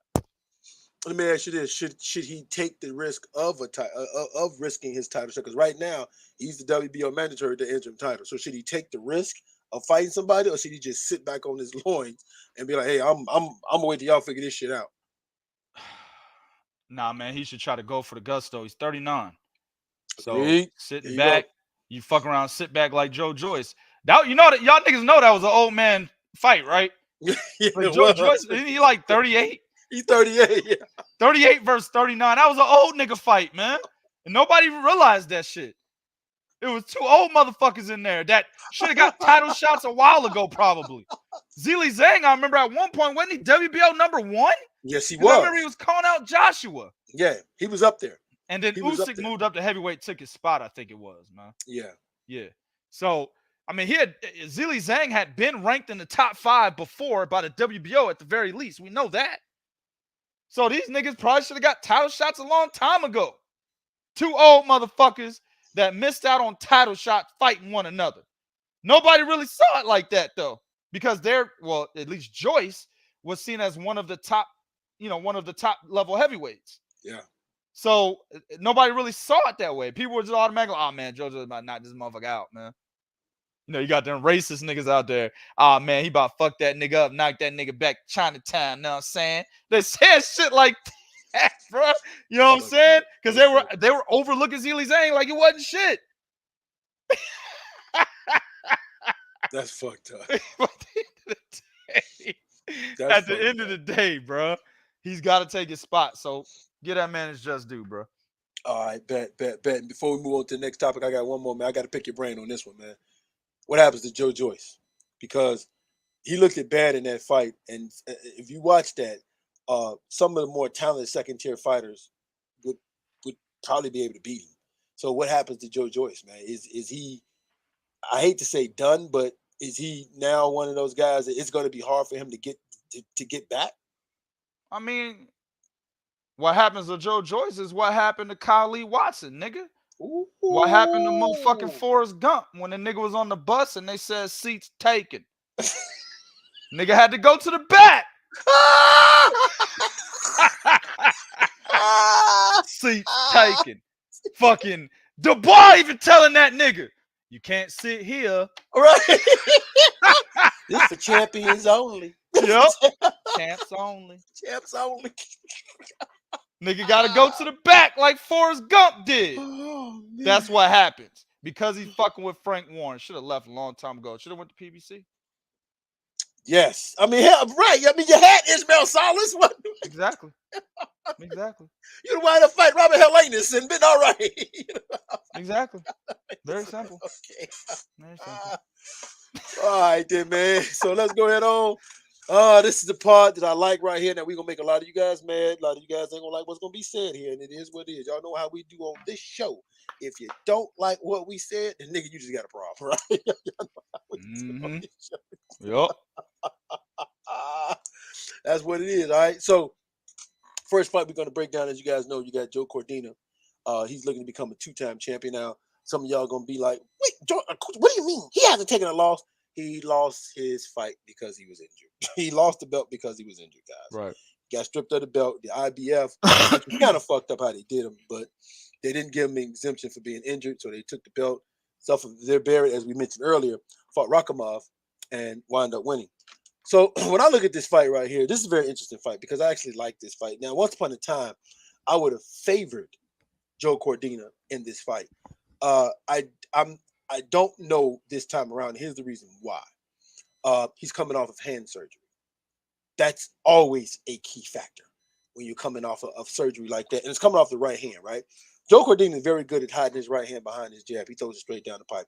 Joe Cordina has excellent footwork. The difference between Zephyr Barrett and Joe Cordina is he actually is able to employ a slickness in his style of fighting. Yeah. Right? Yeah. Which will give Rakhimov problem, because Zephyr Barrett was giving him problems with that movement. Well, Joe Cordina is going to give him angles. He's going to fight him right there in the pocket and give him angles. Joe Cordina punch rate, punch output, all that is right there on point. The only issue that I'm worried about when it comes to Joe Cordina is Joe Cordina's the fact that he has surgery. Now, on the flip side, Rakhimov is very good off the front foot. When he's coming and he's putting them punches together, he's very good at going to the body. He's very good at mixing up his variation. He's good at being a pressure fighter, but not an overzealous fighter with his pressure, just enough to apply to keep you moving where he needs you to move to land his counter punches and and find the opening for the next shot that he wants to throw. This is going to come down to, in my honest opinion, ring IQ. Yeah. And I think the fighter with a little bit better ring IQ, I will give it to Joe Cordina. I'm edging him slightly. I'm edging him just slightly because Cordina I've seen him do some like, what the hell was that? But at least when he did it to fighters that I thought, okay, were on par. Rakhimov did it to Zephyr Barrett, had him hurt, and couldn't finish him, but he had him hurt. So I like Joe Cordina in this fight. I think I don't think he knocks him out. I definitely think it goes the distance. But I think the overall boxing ability and the slightly higher ring IQ of Joe Cordina can prevail. I hope he don't go in with that mindset of, because he's talking about I'm gonna stretch him, I'm gonna lay him out. No. Go in there and do what you do best. When fighters go in there looking for the knockout, that's how you get knocked out. When you go in there looking for the knockout. You got to go in there and fight your fight and do what you got to do, because Rakhimov can punch. Don't think he ain't no bitch. He can punch, okay? Yeah, he can punch. He can take one. So I like Joe Cordina's fight, man. I give it to Joe Cordina. I'm gonna say 8-4, 7-5. Yeah, you made a good point about Joe Cordina talking about knocking him out. That's coming from he's still got a high, right? He's still smoking that goddamn Kenichi Ogawa blunt. You know what I'm saying? That motherfucker was huge because he's still high to this day. Exactly, bro. Now, that was a good win because it was his comeback fight, right? Right. It was a good win. If you don't know who Kenichi Ogawa is, that's a dude that initially beat Tevin Farmer for that vacant IBF title that Tevin Farmer ended up getting when he beat Billy Dibb, right? And then he held on to that bitch until Jojo Diaz beat him. But Kenichi Ogawa initially beat him and then, failed a drug test, so they stripped that nigga and let Farmer fight Billy Dibb for the vacant one. But Ogawa was nobody special in my opinion. You know what I'm saying? I don't like him riding that goddamn Ogawa blunt. I don't like that. Put that bitch down, nigga. You know what I'm saying? And move on to the next thing, because Shavkat Rakhimov is not that guy. Rakhimov is actually let me tell you something. Rakhimov's ring IQ is very high. He reminds me of Danny Garcia, not the way they fight, but how Rakhimov is not great at anything. But he's good at almost everything except defense, and he's got a much better IQ than he does skill. That's Danny Garcia. Danny Garcia is not great at anything, but he has a high-level ring IQ that's better than his skill. So it heightens his skill in fights. You see what I'm saying? That's Rakhimov. That's why Rakhimov, while being beaten by Zephyr Barrett, was able to come back and knock him the fuck out. Against Jojo Diaz, I believe he was robbed. Early in that fight, he dropped some rounds, came back at the end of that fight. That's exactly what happened with Jojo Diaz. He should have won that fight. You see what I'm saying? So what you could see here is Joe Cordina coming out fast because he's a very fast starter, right? He puts punches together. Joe Cordina comes out on his toes, putting punches together as soon as round one starts, right? Yeah. He might have a little bit of time, maybe I say about 30 seconds, where he's thinking about where he wants to go, how he wants to approach offensively. But once he figures that out, dog, it's go time with him. High volume, high energy, constant movement, right? And he's throwing for the fences. The problem I have with that is what happens in the second half of the fight when Rakhimov adjusts. Yeah, that's a good point. You see what I'm saying? That's a good point. The only thing, in my opinion, that is keeping me from picking Rakhimov is that this fight is in the UK. Why, oh why, would you, as the IBF champion, allow this fight to be in the hometown of Joe Cordina? Bro, it's not just the home country, nigga. It's the hometown. It's in Cardiff, Wales. That's where Joe Cordina's from, born and raised. Yeah, he is. Why would you allow this? If I'm Rakhimov, I'm like, no, motherfucker. I'm the champ. He's the mandatory. You come to Tajikistan, nigga. Where the fuck we going? But they never really have fights there. I don't care, nigga. I'm the champ. Figure it out. You're the promoter. Promote this shit. We going to fucking Tajikistan, nigga. Man, that's funny. That's right too. But he lives in California though. But they could have had the fight in Cali, right? That's true. So at the end of the day, that is what is keeping me from picking Rakhimov, because everyone out there wants to see Joe Cordina IBF champion again, because as you mentioned at the beginning of the segment, he didn't lose the belt. It was an injury. So they feel he is the rightful champion, bro. So I feel like they're going to do whatever it takes, as this is there's going to be some close rounds. I don't think he's just going to beat the shit out of Rakhimov. I don't think so either. I think he banks the early rounds. Rakhimov is going to make adjustments, because I think he's actually smarter than Joe Cordina. He's going to make the adjustments, and he's going to start winning the later rounds. This is literally vintage Rakhimov's what he does. He's going to come on later half of the fight. He's going to start cutting the ring off on Joe Cordina. Mm-hmm. And he's going to start getting opportunities countering him over his punches. And in the meantime, those rounds are going to be very close. And I feel like in Cardiff, they're going to give those close rounds to Joe Cordina. If this fight was on neutral ground, Rakhimov, I would have him 8-4 probably, bro. But since it's in Cardiff, I got to go with Joe Cordina, man. They're going to give him the belt back. I think it's going to be a close fight that the scorecards are not going to show is a close fight. Right. I could think That's a good point. This might be a 9-3, bro. Because they're in Cardiff. Yeah. This could be a 9-3. I mean, those are close rounds, Mike. But I gotta give it to Joe Cordina. He's a fighter. Right. I'm telling you what they're gonna say right now. Yep. I would have gave it to Rakhimov, but Cordina landed that right hand at the end of the fight.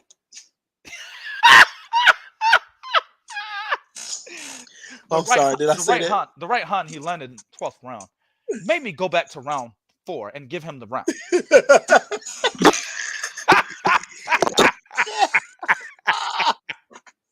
I mean, the right hand, it was just so powerful. He had to have won several rounds because of the one right hand. He's a fighter. Fuck out of here, man. Cordina, because of the judges. Yeah, you know what? I agree with you, and I think that the thing overall about it is, right. Here's the thing about this fight is, at the very least, I can say I saw Rakhimov get into some trouble in Zuffa Barrett, and like I said, made the adjustment come out of it. Mm-hmm. I'm not so sure if Joe Cordina can do that. We haven't seen him do that. That's the interesting part about this, because what happens, and you're right, if the second half of the fight comes on and Rakhimov makes the adjustment, well, what happens with Joe Cordina? Because he hasn't shown us that he can do that. And that's what's going to be interesting for me. Like, you're right about the scorecards, and I would hate if the scorecards don't tell us the better story, and it's wide. I would surely hate that, because as we all know, guys, do the analogs of time of boxing history. People go and they look at scorecards and tell, oh man, Bivol and Canelo was a close fight. Oh no. That's when guys like me and you, if we're still around, no, motherfucker, that was not a close. What the fuck? Yep. I'm gonna be an old nigga, 70 years old. Let me tell you why motherfucker Canelo Alvarez is overrated. I already know what I'm saying. 40 years from now, I already know. It's why you get Grandpa started? Man, Grandpa always hating, man. Shit. Damn. Shit. Exactly, right? But that's the truth, though. You're telling 100% the truth, and you're right. You have to factor that in, because they do feel that this guy should still be champion, and that, regardless of whether we want to admit this or not, that weighs heavily on judges when you're in this man's not home country, in his actual town of birth. Yeah. Actual town of birth. So, yeah, that's going to play heavily, though, man. I agree with you 100%. All right, man, let's go on and get to it. Y'all know this is the big one, baby. Big one right here. Hold on, all real right. quick. And when I mean big one, I don't mean big fight. I mean big breakdown. Hold on, real quick. Before you do that, my man Mike W over there, Mike Wilson, man, threekingsboxing.com. He said Rakhimov looked very gaunt, and in my opinion, physically weak at the win. Is that cause for any concern? So, I mean, that's a good point. And a lot of times, you know, when a fighter looks like that, he looks like he's drained himself and he's fighting overseas. It could be because he didn't really get acclimated with the environment. That's a very It good may point. not. It may not be a situation where he's gaunt because he tried to lose weight, too much weight in a short amount of time. It obviously could be that, but it also could be because he couldn't get acclimated with the environment. In this case, if that is the situation, he could fuck around and get knocked out. Mike, you make a very good point. Joe Cordina could fuck around and knock him out. You know what I'm saying? I will submit though that someone like who we're about to talk about in our next segment, Tank Davis, he always looks gaunt. He looked gaunt in the weigh-in against Ryan Garcia. So really looking gaunt to me doesn't necessarily mean that that person is going to lose the fight, right? Or is going to have trouble. Mikey Garcia used to look gaunt in his fights. Remember the nigga passed out after one of the weigh-ins and then actually fought in one fight easily too. So, I mean, yes, it is cause for some concern, basically because he's going to Cardiff. Again, a fatal error for him. I don't know what the fuck he was thinking, bro. Should have never done that. But going over to Cardiff, everything matters now. Yeah. So yeah, I can't have him winning because of that, man. Yeah, agree 100%. And money is always the deciding factor when any of these guys make a decision.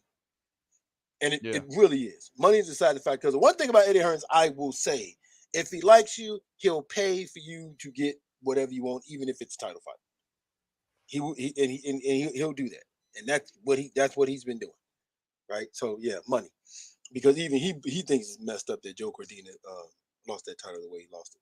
So all right then, man. So like we said, all right. So the big breakdown. So you got Gervonta prediction and breakdown. You got Gervonta Tank Davis and Ryan Garcia. Please forgive me before I even get into the breakdown. Prodigy, can I ask you a question, man? Oscar De La Hoya versus Felix Trinidad. Mm-hmm. Was that a big fight? Was that a super fight? Was that a legacy making fight? That was a legacy making fight. Roy Jones Jr. versus James Toney. James Toney versus Michael Nunn. Were those legacy making fights? Legacy making fights. Okay. Marvin Hagler, Sugar Ray Leonard, Tommy Hearns, and mixed match him and Roberto Ren. Mixed match however you want. Was those legacy making fights? Absolutely. What is the one thing all these guys had in common though that made these fights legacy fights? They were fucking champions. They did something in a goddamn sport. That's what made it that way. Oh shit! I knew it was coming. They were they were motherfuckers that mattered because they actually did something in the middle of the fucking ring to make them relevant to the point where we relish in what they've done. They had accomplishment, they had accolades. The term legacy, that's what it means when we're talking boxing. It don't mean because one motherfucker supposedly is an arguably 3-division champion, but you can argue he's a 2-time 1-division champion, and one motherfucker that did nothing but went into rehab because the bitch called him cheating. Listen, sir. You can't argue that. That nigga's a 2-time 1-division champ. And I'm sick and tired of hearing these motherfuckers out here talking about 5-time 3-division champ. Yeah, what the fuck? In what world, nigga, is the WBA regular title a major title? When you say somebody is a, so here's the terminology, real quick, Bo. Let me just do this, man. Got you. When you say world champion, that could mean world champion in any situation, right? Like world champion, like, you know, you've got the IBF Intercontinental World title, right? It's a minor title, but it has world next to it, right? So when a motherfucker says world champion, they could actually mean minor titles. But when we talk about a guy that has surmassed titles across divisions, or he is the champion of a organization, we're not talking minor titles. We're talking major titles. See what I'm saying? Yeah. The fact that Tank Davis only held 2 major titles in one division, 130 pounds, WBA super, not regular, super, and IBF, and then held the WBA regular and 2 other divisions, 135 and 140. WBA regular is not a major title. It is a world title, which I just said could be synonymous with minor titles. So when you talk about a fighter being a several time champion in several divisions or just a several time champion, we're talking major titles. Mm-hmm. So that means, in essence, Tank Davis is not a 5-time champion in 3 divisions. He's a 2-time champion in 1 division. Continue, bro. I heard that. I heard that, and I went ape shit. And you know, and it adds to your point. It's fluff. Like, this is what you guys have to do. You have to fluff. When I heard Sugar Ray Leonard versus Marvin Hagler, I heard undisputed middleweight champion versus several division world champion Sugar Ray Leonard. When I heard Tommy Hearns and Sugar Ray Leonard, it was world champion, world champion. Now we got to fluff they shit. 5-time, 3 division world. Yeah, man. We got to fluff it now to make it sound good. Yep. And this is my problem that I have. Legacy fights, like boxing, is actually doing a horrible disservice to itself. And it's because these motherfuckers ain't fighting. Let's keep it a bean. The motherfuckers ain't fighting like they should. But when we talk legacy fights, this is not a legacy fight, because neither the accomplishments of the other guy is zilch. There's nothing fucking there. Right. So you can't tell me, how is it a legacy fight when one guy who we can argue is a 2-time champion in 1 division, but didn't fight the best guys in the division? Also, let's keep it a bean, he didn't fight the best guys at that division when he did it, and then the other guy did absolutely nothing. It's not legacy. Hell, this is not only is it not legacy, this is just a regular fight. It's just a regular fight. Tank versus Ryan, this is a regular fight. But because of the way boxing has fallen so far with guys not fighting, this is what we have.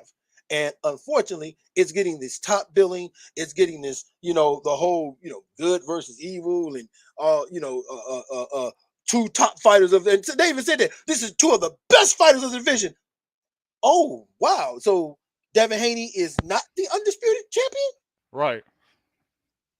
What division? If we're talking lightweight, well, you got Devin Haney. If we're talking 140, neither one of these niggas have a belt, because you got Regis Prograis, you got Josh Taylor. I mean, what are we talking about here?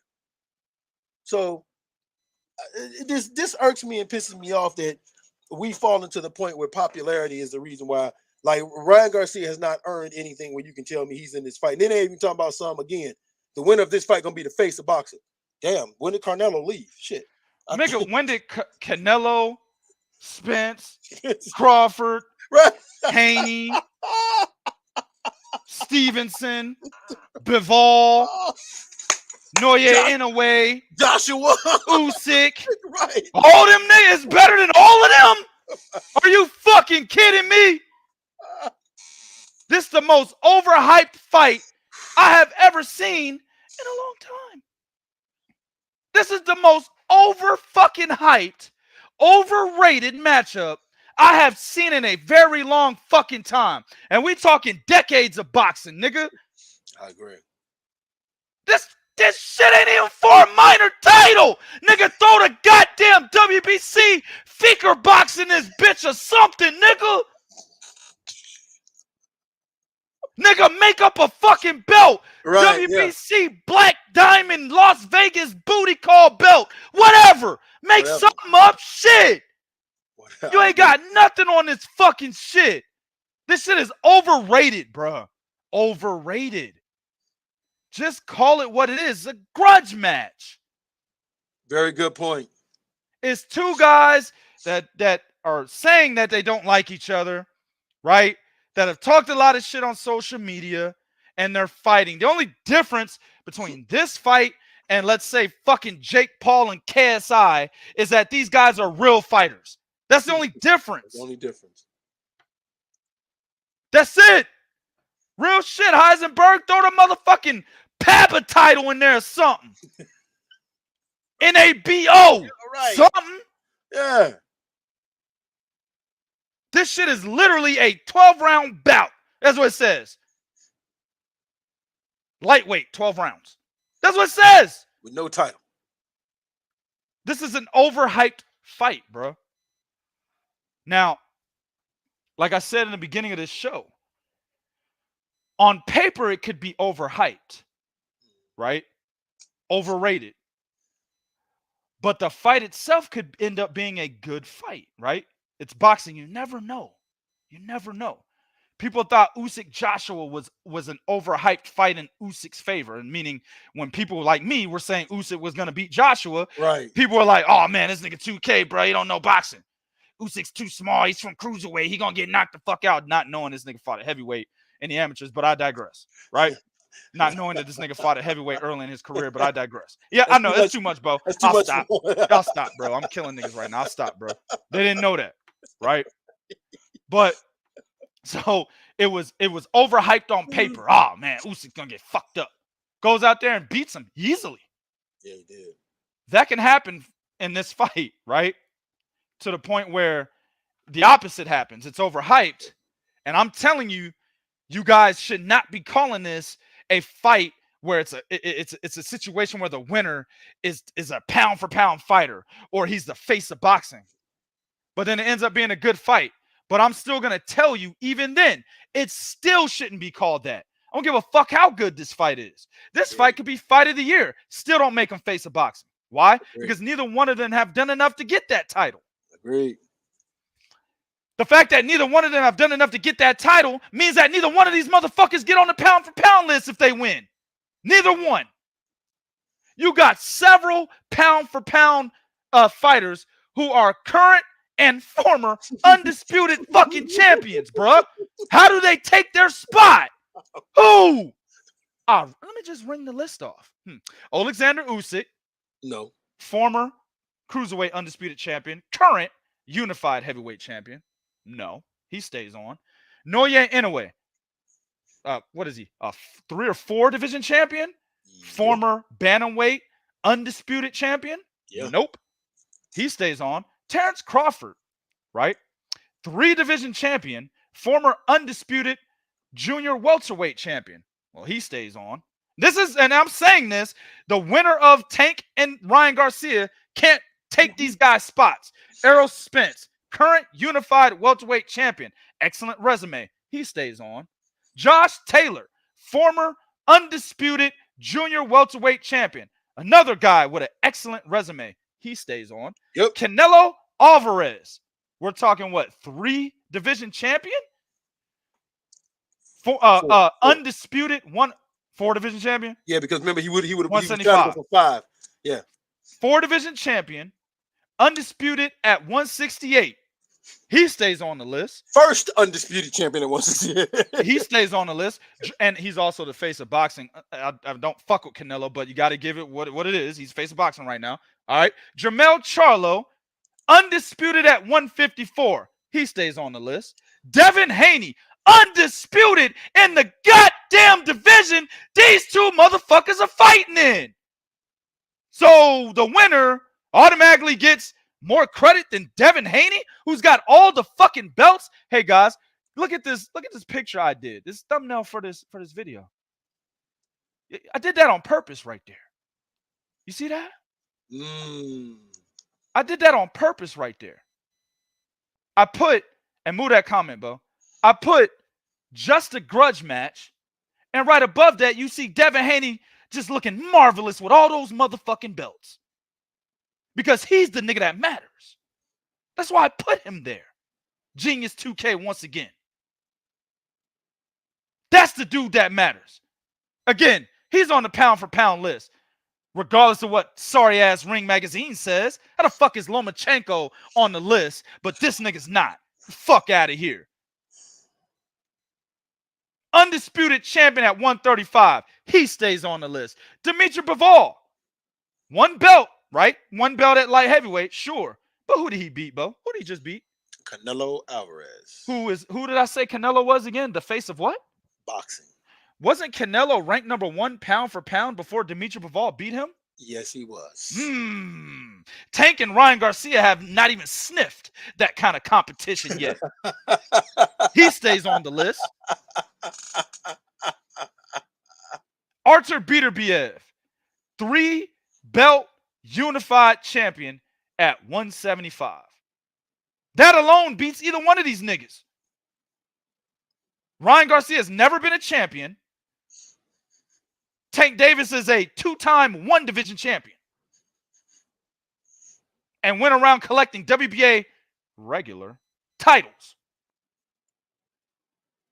So he doesn't get taken off the list because he's over there getting ready to possibly unify as a 1-belt champion if he could beat Bivol at light heavyweight.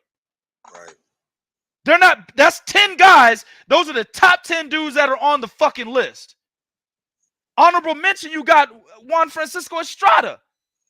He just beat Roman Gonzalez. Those, you're saying the winner of this fight is past him too?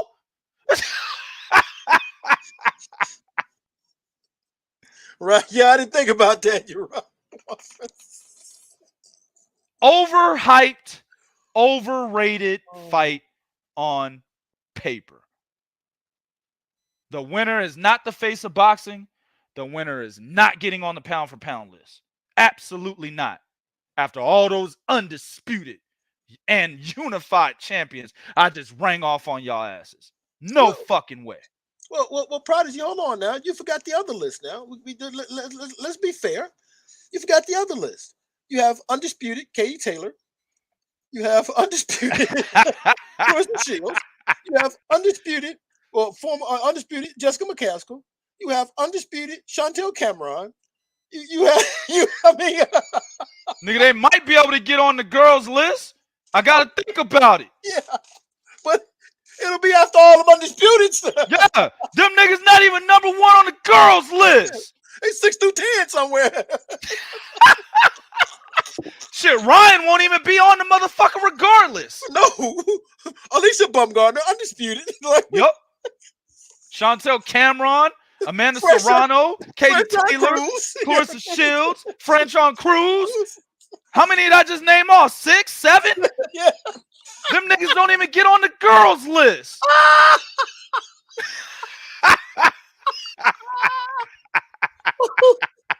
Shadesha Green got a better win than fucking Ryan Garcia. She beat Resado was a former unified fucking unified champion. Exactly. Ran her over. Beat her the fuck up. Damn, bro. That's sad, man. Is Ryan's best win Luke Campbell? Yes, it is. Luke Campbell never won a title. I mean, he won a minor title. He never won a real title. No, he didn't. Javier Fortuna never won a real title. He was WBA regular champion. I remember that shit. Yep. At 130, when that nigga was fighting on ESPN every goddamn Thursday and Friday. Right. So I'm just saying, dog, like, this is an overhyped, overrated matchup. Stop doing this, ladies and gentlemen. Media, start teaching the fans what they need to know.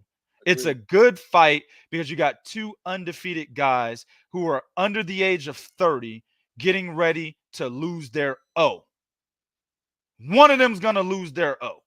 And the other one gets catapulted into getting big fights, bro. That's what this is. Yeah. Nothing more than that. Right. Damn, bro. But, you know, the problem is we're getting so little fights that we're celebrating this because these guys are simply signed the dotted fucking line. Yep. That's it. This is a celebration.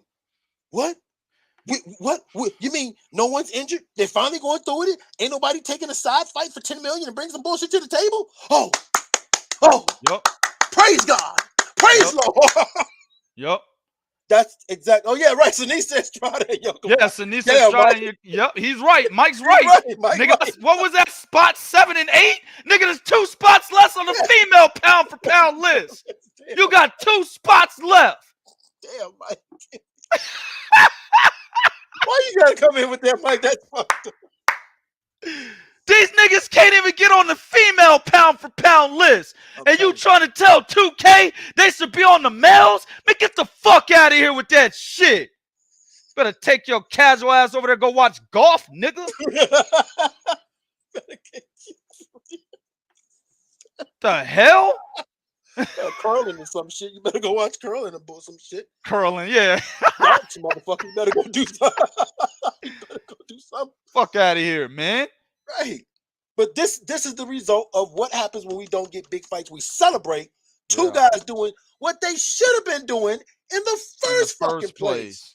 Over celebratory, bro. Let me tell you something, man. Ryan Garcia had the nerve to tell Mike Tyson on his show that this fight is supposed to make other fighters make big fights. Like Tank and Ryan are showing boxing for the first time how to make big fights. Are you what? I mean, you know, and the funny thing was, he's sitting there talking, man. Ryan is hilarious to me, man. He's sitting there talking to Mike, and Mike just shut up because Ryan kept talking. He just, you know what I'm saying? I've been wanting this fight for the long time. You know what I'm saying? Ever since I was a little boy, I sat back and I dreamed about this. You know what I'm saying? I dreamed about this. I called him. I've been calling Tank out. I don't know how long, man. I can't even remember how long I've been calling him out. You know what I'm saying? I mean, I got everything I need to do to beat Tank. I could beat Tank any day. Monday, Wednesday, Friday, Saturday, Sunday, any day, man. You can make up a new day, have 8 days a week, motherfucker, 366 days a year. I'm going to beat that motherfucker every day. 13 months, I'm going to beat that motherfucker. 32nd day of the week, of the year, of the month, I'm gonna beat him. You know what I'm saying? Ryan Garcia. Nobody can fuck. I thought the nigga was gonna start talking like Mike Tyson. You know what I'm saying? Tank been ducking me. I'm the best ever. My style is impetuous. My defense is impregnable. And I'm hungry. I just want to eat his children. I thought the nigga was gonna say that. How you gonna be around? 3 pops to the mouth and it's over. Right. Remember that commercial? 3 pops to the mouth and it's over. Yeah. Oh my God, bro. Listen, man. Now down to the fight. I don't see. Let me just say this, man. I don't rate either guy. Okay. I think Tank is a good fighter. I think Ryan is an average fighter. He's an average fighter who, to me, honestly, is a prospect. Tank is a good fighter that I would love to see in the ring with other good or great fighters, man. But I can't see that because they won't allow it. Tank should have fought Devin Haney. Why is he fighting Ryan Garcia? You know what I'm saying? He's at that point. If he's really a 5-time 3-division champion, then Ryan Garcia shouldn't even be on his fucking radar. Exactly. It should have been Devin Haney. He should have had fought in Lomachenko already. Shakur Stevenson. Teofimo Lopez, because he fought at 140 before, right? Yep. He should have fought those guys then if he's really a 5-time 3-division champion. See what I'm saying? But he's still fighting guys like Rolly Romero and fucking Ryan Garcia. Because really, realistically, that's the level he's at, even though he's a good fighter. That's true. This is a That's testament. Very true. This is a fucking testament, bro, of how poor, in my opinion, and the opinion of many other real boxing fans and analysts, his career is poor, bro. Jose Fonseca, Liam Wilson. Has Cuellar. What was that boy name? Cuellar? Jose Cuellar. Jose Cuellar. Jesus Cuellar. Jesus Cuellar. Yeah. Jesus Cuellar. You know what I'm saying? What's the boy at 147? I don't even know his fucking name right now. From San Antonio, man. I don't know his name, man. Oh, okay. The cat he fought at 140, man, from San Antonio, the Mexican cat. Mario Barrios. Like, come on, guys. Leo Santa Cruz is his best win. That's his best win. It's better than Jose Pedraza. Yeah, I'm thinking you're right. And Jose Pedraza is not a good fighter. Never has been, man. So, Tank's career has been subpar, in my opinion, when it comes to the fighters he's fought. However, he has been able to surmass popularity to the point where people want to see him fight because he knocks everybody the fuck out. Right. So that model has worked for Tank Davis, right? However, right, Isaac Cruz, right, Alex. Isaac. However, that worked for him because he is selling pay-per-views, right? So how do you tell a guy that's selling pay-per-views fighting guys that he's way better than to up his competition? How do you do that? You can't. He's got to want to do it himself. Yeah. Ryan Garcia, to me, is not an upwards in competition. Ryan Garcia, to me, is a lightweight version of Amir Khan. Ooh, niggas gonna be like, what? Let me tell you why. Ryan Garcia has fast hands, right? Yeah. Nice check left hook. Footwork is not that good, but he has fast hands. Mm-hmm. So he's not a slick fighter. Can't fight off the back foot. Pulls back when he's backing up. Keeps his chin up. Put that chin up there, nigga. Put it up there. Yup. Looks just like that when he's pulling back. When he throws the hook, drops his right hand. Leaves his whole right side wide the fuck open. Ask Luke Campbell how he landed that motherfucking punch on Ryan Garcia and knocked him down. That left hook, right? Who does those same things? Those same bad habits, Bo? What fighter does those same bad habits? Tank. Exact. No, not Tank. What fighter does those same bad habits that I just mentioned about Ryan Garcia? Amir Khan, nigga. Amir Khan. Amir Khan. Can't fight off the back foot. No. Fast hands. And he keeps his chin in the air. While he's punching. Drops his hands, doesn't bring them back home. Flat-footed when he's throwing combinations. That is Ryan Garcia.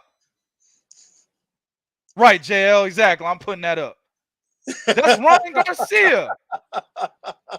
He has the same bad habits that Amir Khan has. Just have a slightly better chin, that's all. Well, we don't know that yet. That's a good Amir point. Khan fought better competition. That's a good point. And harder punches, you're right. And harder punchers. That's a good point. That's a good point. I can't think of his name. But the nigga that gave Amir Khan his first loss, he was a hard-ass puncher. Terrence Crawford ended up beating him as like a... He was actually the... Huh? Bradis Prescott. Bradis Prescott. And remember, that's how Terrence Crawford got out. Because Terrence Crawford ended up being a short notice substitution for a guy that Prescott was supposed to fight. And Crawford, like, ran that nigga the fuck over. Right. So everybody's like, man, who is this guy with the motherfucking dreadlocks? Who is this nigga? Right? Yeah. Bradis Prescott was a hard-ass fucking puncher, man. Yeah, he was. Yup, he's Colombian. Exactly, MB 2.0. All them Colombians, nigga. Known for their hard punching ability. That's how he knocked out Amir Khan, man. Bradis Prescott has harder is a harder puncher than Luke Campbell. Mm-hmm. Much harder, in my opinion. Luke Campbell's a better fighter, but Bradis Prescott is a much harder puncher. You know what I'm saying? So, you got Marcos Maidana, bro. Really a hard puncher. And Marcos didn't knock him out. He wobbled the shit out of him. He wobbled him a few times, yeah. Danny Garcia. He's a hard puncher. You know what I'm saying? Dropped him. He fought Zab Judah. He won that fight. You know what I'm saying? He's fighting guys that have hard punching ability. And sometimes he's getting knocked out. Sometimes he's not. Yeah. So we really don't know if Ryan's chin is better than fucking Amir Khan's. That's a good point. We don't know that because Ryan hasn't even fought anybody on the level of fucking of Marcos Maidana yet. Who? Who? Nah. Because Javier Fortuna was past it. That wasn't the same Javier Fortuna was trash. And this nigga 140 pounds with a gut. How do you do that? When you're 140 pounds, you're below the gut threshold, nigga. You can't get a gut at 140? How? Gut threshold is like 180. You see short niggas that weigh 180 with a gut. You know what I'm saying?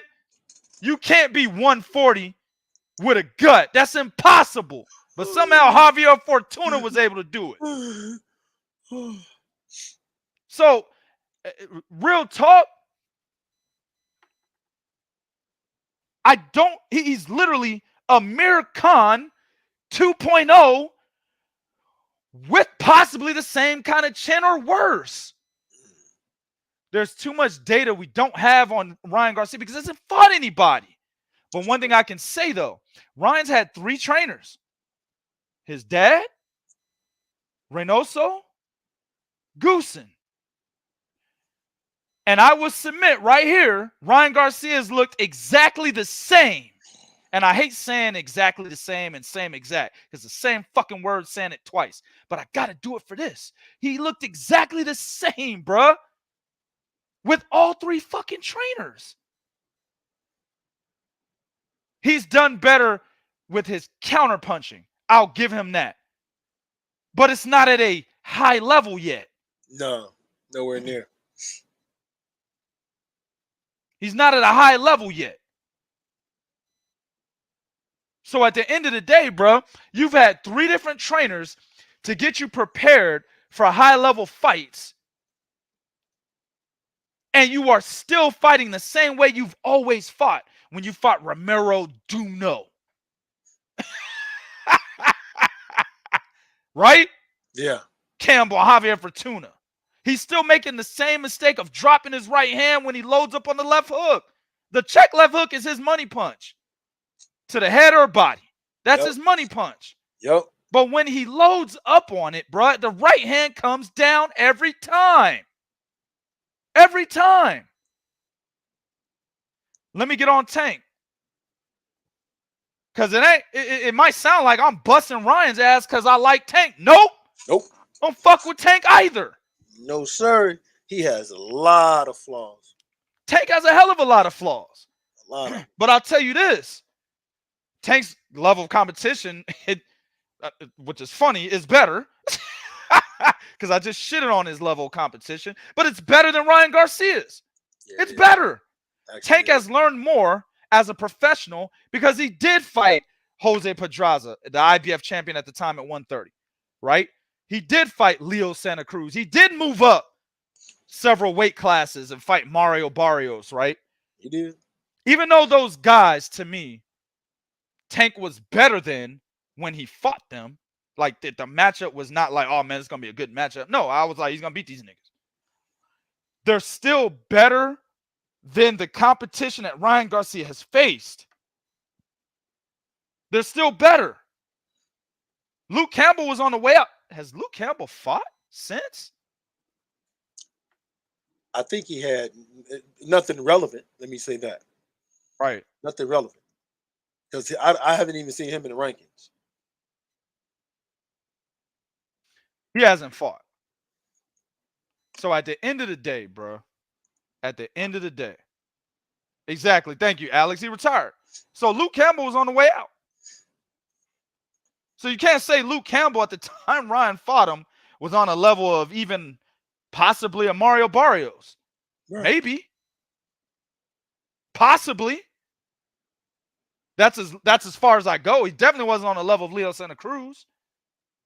No. He wasn't on the level of Jose Pedraza, even though Pedraza, in my opinion, is whack. He wasn't.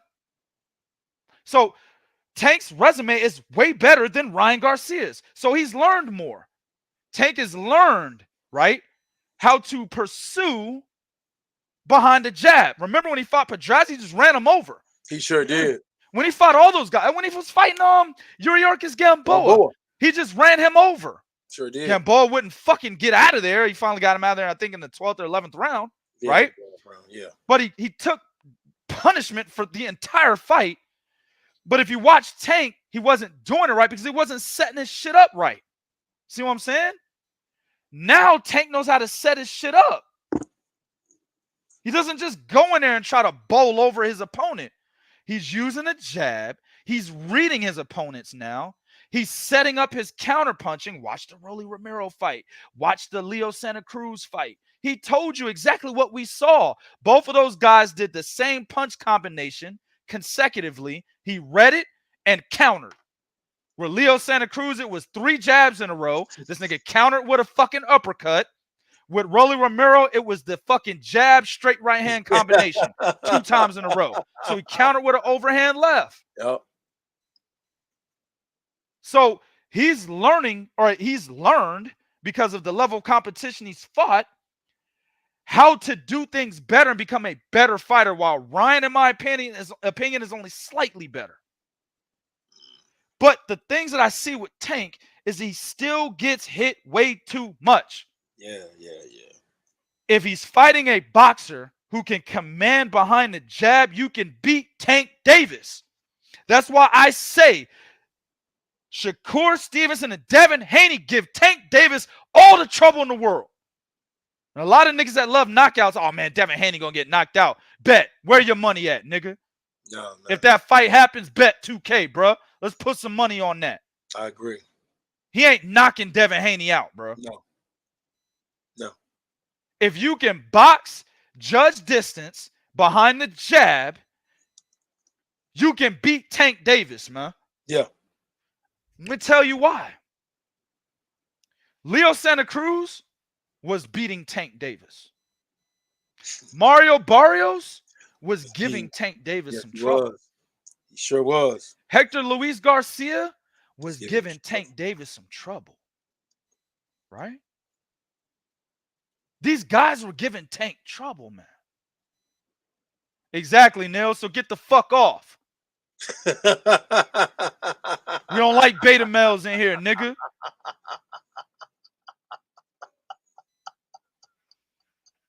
A lot of bad language in this. The fuck, man? This is talk. We're talking. The hell? Say whatever the fuck I want to say. So you hear the breakdown, and what you hear is bad language. You don't hear boxing breakdown. Fucking idiot. Man, get out of here, man. That's a new one. Here, that's a new one. That's a new one on me. Fuck out of here, man. Hey, this is a bad language. It's 2023. Are you kidding me? Everywhere you go, nigga, everything's almost negative.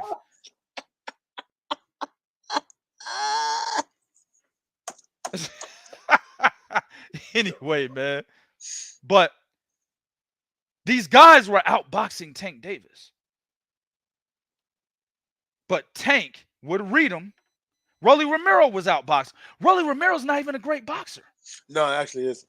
Rolly was winning the fight, man. I had Rolly up by a round by the time he got knocked out. I did too. He just made that one mistake because of lack of experience. Exactly. Lack of experience. What does Ryan have? Lack of experience. Exactly. So, but these guys were beating Tank. Tank read him. He's got the great equalizer and got them all out of there. That's what happened. But I submit, had those fights get to the 12th round, Tank might not have won. I agree with that. Remember, he fought Isaac Cruz and couldn't get him out of there. And he barely won the fight. It was like a split decision or a majority decision. I can't remember. But I don't think it was unanimous. No. He barely won the fucking fight, guys. So that's my problem with Tank. He allows guys to get rounds on him because he has low volume and he's looking for the counter punch. He's looking for the big shot. Sure, he might walk guys down behind the jab, but he's not really high volume. So that gives guys an opportunity that are high volume to win rounds early, bro. Because he does get hit. He doesn't move his head. He doesn't have great defense. Neither one of these guys have great defense. No. Right? Doesn't have great defense. Doesn't have good slickness with his footwork. Like his footwork isn't having him elude shots.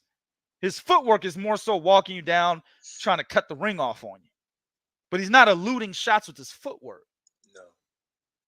He doesn't So know what how. makes this somewhat, and I'm hoping, guys, this is a good fight. I'm hoping this is a good fight.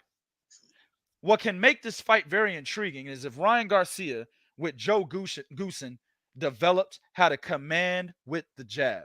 If he developed that ability to command with the jab, because that's Tank's fucking kryptonite. Watch his fights. Dudes are out jabbing this dude, man, and judging distance.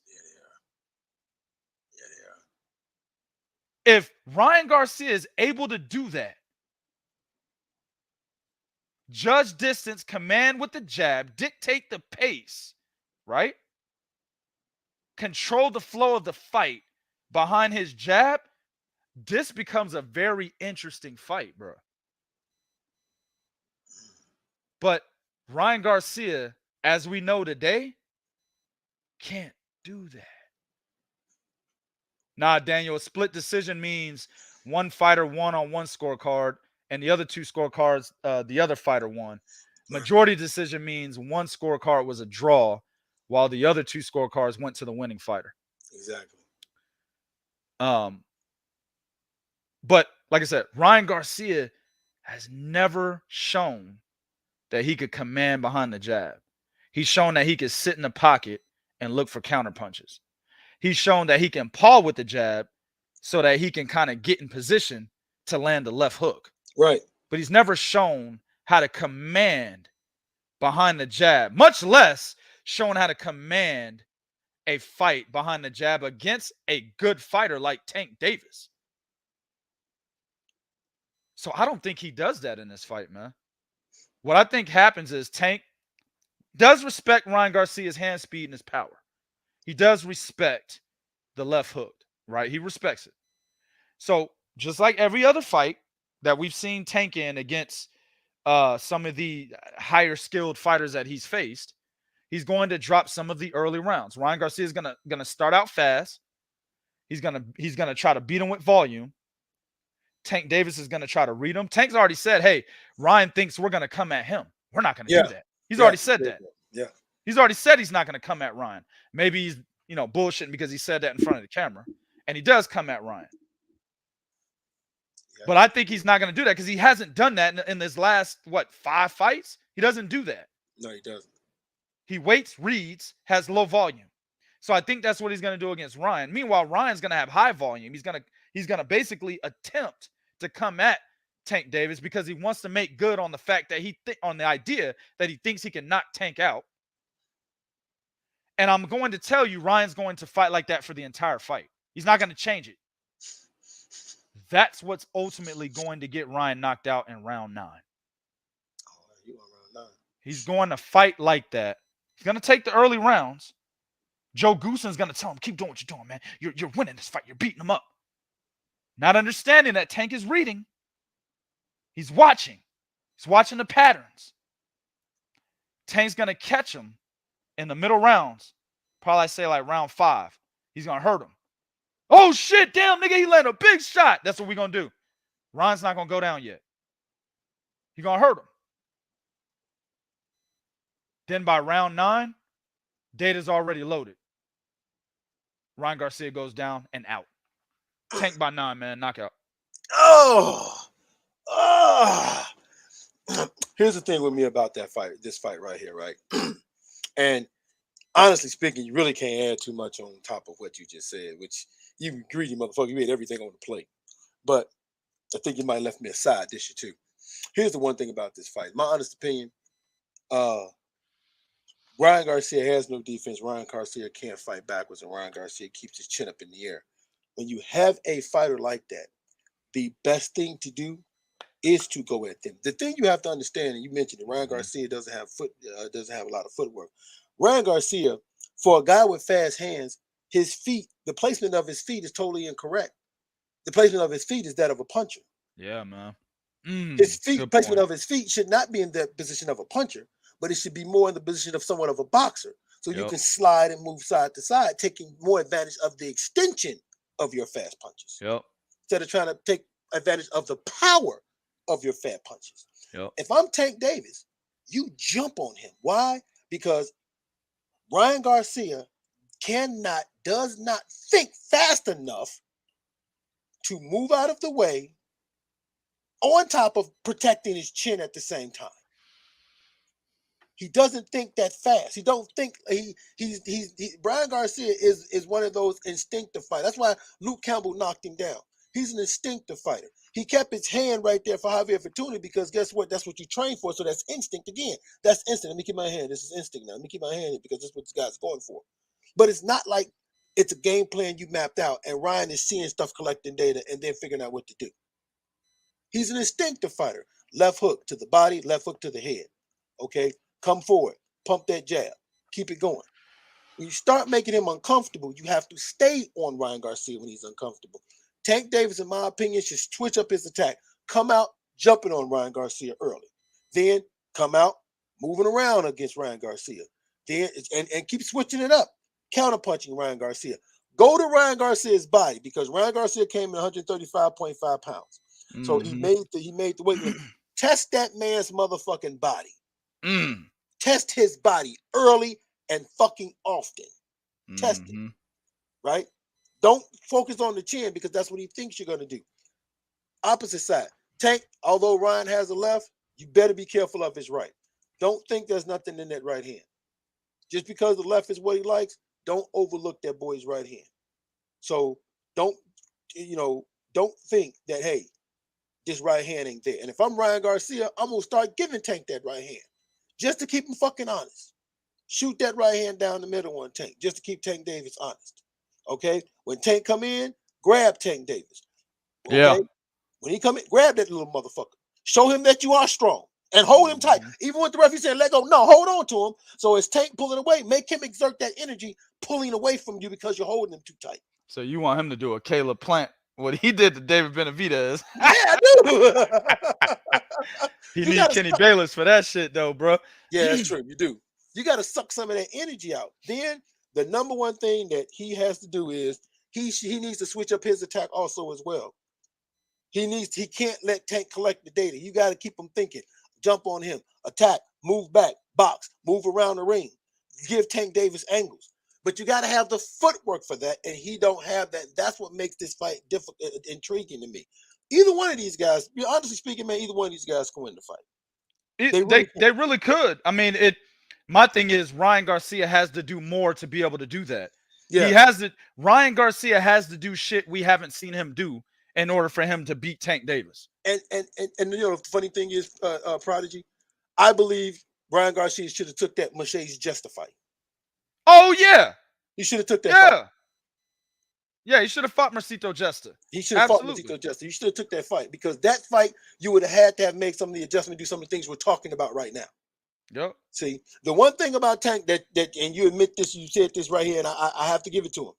Although these were not overly dangerous fights, these were still fights where Tank had to come up with different wrinkles of his boxing ability. Yep. That's key, man. And the last thing you want is a fighter to realize, oh, I got something else in the bag. Bet. Listen, as long as you're learning, I mean, we're gonna criticize who guys are fighting. I mean, it's just what it is, man. If it's not the best fight and you're a good fighter, we see your skill is on a level in which we feel like you should be fighting big fights and you're taking on niggas that we know you're better than. We're gonna criticize you. It's just it's the nature of the game, and it needs to happen, right? But at the end of the day, Tank did get to a point fighting guys that we know he was better than where he did learn from his mistakes in those fights. Ryan Garcia, and I will give him credit, he did learn from his mistake against Luke Campbell. But let me say this. I don't think he learned to a degree where he realized I can't do that anymore because his mistake was pulling back. He jabbed. What he did was he threw a fucking jab. And when he threw the jab, he dropped his right hand. And when he realized Luke Campbell was coming forward with the left hook, he fucking pulled back with his chin up in the air and extended his right hand to kind of try to push him, I guess. I don't know what he was doing with that. But he got caught because he kept his chin up in the air and he pulled back. You don't do that in boxing. You don't pull back with your chin up in the air. You don't do that. And that's how he got caught with the left hook and got dropped. He still does that, though. So I don't think he learned outside of that fight, hey, I can't do that anymore. He still does that shit. You see what I'm saying? Now in the Luke Campbell fight, he made adjustments to where he was able to time that left hook to the body, and that ended up knocking Luke Campbell out. He made adjustments to where Luke Campbell couldn't really find the left hook as flush as he did that first time. I give him credit for that. But he just went right back to who he is with pulling back with his chin up in there. Daniel, check this out. He makes a good point, but I got a counter. He said Luke was tall enough to catch Ryan. Tank ain't. Doesn't have to be. That's why actually it's more dangerous for a smaller fighter that can get inside you to land a left hook. Ask Rolly Romero. Rolly was bigger than Tank and taller. Rolly came to Tank. Tank, all he had to do was put his back up against the ropes to have leverage and landed the left hook on the inside. He could do the same thing to Ryan Garcia coming forward because he's inside the jab. So he doesn't have to be tall to land it. It's actually, Tank is at a better advantage than Luke Campbell is to land a right hook and a left hook, because he is the smaller fighter getting inside the taller fighter's chest. Mm-hmm. And Ryan Garcia, as we said, can't fight off the back foot. So he's going to be right there. So I'll take it. Tank's at an advantage. Go ahead, bro. I'll take it a step further. When you're fighting somebody of equal size, your jab is straight out. If somebody smaller than you, your jab is down. Right. If your jab is down to here, what's open? All of that. It's harder to jab a fighter that's smaller than you than a fighter that's the same height as you. Absolutely. If he jabs down, all Tank got to do is dip, pow, because it takes you longer to go from here to here, from down here back up to here. Yep. That takes a half a second off, and a fighter like Tank's only need a half a second. You're not talking to motherfuckers that don't understand what we're talking about, bro. But here's the deal. I'm hoping that I'm wrong. I hope this fight goes 12 rounds. I hope it's close. I hope it's a good fight. I don't give a fuck who wins. I don't have a stake in either one of these guys. As I said in the beginning of this segment, I don't care for either one of these guys. Right. You know what I'm saying? Right. But I hope it's a good fight, because the way that they've pumped this shit, this needs to be a good fight. It does. I agree with you on that right there, man. The way that they've marketed this, it needs to be a good fight. By the way, this fight ain't sold out at all. Just saw it on the motherfucking final press conference. My man was advertising Axis. Motherfucker said, we expect to be sold out. Get your tickets over at www.axis.com. My man, what's his name? Brian Custer. Get your tickets at www. I was like, damn, this fight's not sold out. I thought this was a huge fight. I thought it was a mega fight. Shit, Canelo shit is sold out. Yeah. It's in Las Vegas too. This shit should have sold out already. It's at T-Mobile. T-Mobile's not that big. Should have sold out already. Yeah, you're right. T-Mobile isn't that big. Isn't that big? Should have sold out already. 15,000 seats, maybe. I don't know the number exactly. I've covered fights inside of T-Mobile. It's not that big. You know what I'm saying? Right. So this shit should have been sold out. Yeah. So at the end of the day, it's not that big of a fight. Even the ticket sales are telling you that. The $89 pay-per-view that's about to, these niggas not buying that shit. And don't take pay-per-view. You got to take pay-per-view number results with a grain of salt, my nigga. They tried to tell you that Terrence Crawford sold $200K on that Black Prime shit to fight David Avanesian. Bullshit. That nigga sold 15. Not K. He had 15 buys, nigga. Damn. So you say that nigga just got into double digits just enough to be 15, nigga. 15 people bought that shit. No way. Nobody knew what Black Prime was, man. You got to be able to advertise the app, so people know what it is. They can have time to buy it. Then you got to promote the fucking fight, bro. And then how do you promote Crawford Avanesian? Bullshit. That was not 200K. Absolutely not. I'll go to my grave saying that shit. Before I die, nigga, that shit was not 200K.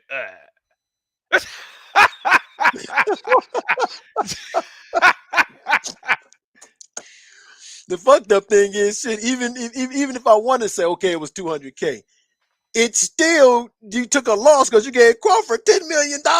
Man. 200K don't equate to 10 mil. That's why Black Prime, where the next fight at?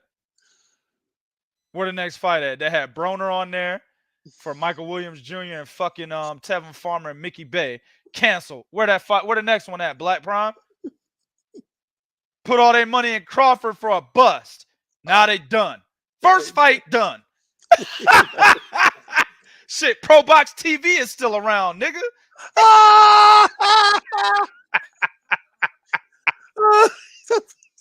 Got no, man. Come on, man, dog. This shit is ridiculous, man. Black Prime is a result of somebody leaving the motherfucking door open. Who left the fucking door open? Exactly, bro. I tell you niggas about closing the door behind you when you come in the house. Y'all can't just let anybody in. Right. Hey, man.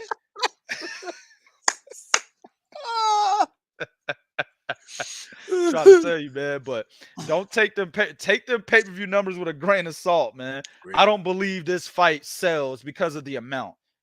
Nobody. Yeah. I don't think like diehard fans are gonna pay 90, and even some of those diehard fans, bro, are not gonna pay that amount of money, man. They're not gonna pay $90, bro. You know what I'm saying? That's a lot of money for a fucking fight, dog. And they're billing this shit. Go ahead. A fight with no decent undercard. You realize David Benavidez and Caleb Plant had a better undercard than this fight? Benavidez, Caleb Plant is a better fight. Like they're billing this shit the best fight of the year. No, it's not. Caleb Plant, Benavidez was better than this on paper. Now, like I said, in the ring it might be different, but on paper, Benavidez Plant was like, in my opinion, a 60-40 fight. On paper, Tank Ryan Garcia, in my opinion, like 70-30. On paper, 70-30. Right. No, you're right. Plant Benavidez was a better matchup. That's the better fight over there. So you're right. The undercard for this fight doesn't match up. Doesn't even. Yeah, dog. There's no competition to the undercard of fucking Benavidez Plant. Absolutely not. And it was like what, $15 more? Because I think that one was 70, right? It might have been $20 more. Yeah, it was 60. That was 60. 60. So this is almost $30 more. Almost $30 more, bro. Come on, man. I don't think niggas is buying that, man. No. And they said Plant Benavidez flopped. Whatever. I don't know. Maybe they did. I don't know. Maybe it did. If that flopped, I don't think at $30 more, no. Well, here's the thing with this fight. I'm glad you said that because I want to bring something up. Now we know Tank Davis has done 200,000 or 300,000, I believe, by him without fighting Ryan Garcia, right? Right. So the purpose of everybody saying what makes this a good fight is the fan bases of both fighters. Mm-hmm. So this is to a point that you're saying. If this does not even come close to what Tank sold by himself, then this tells something I've always known, which Ryan Garcia is not a draw. He's never was a draw. Mm-hmm. He's not the draw you guys think he is. He never was a draw. Right.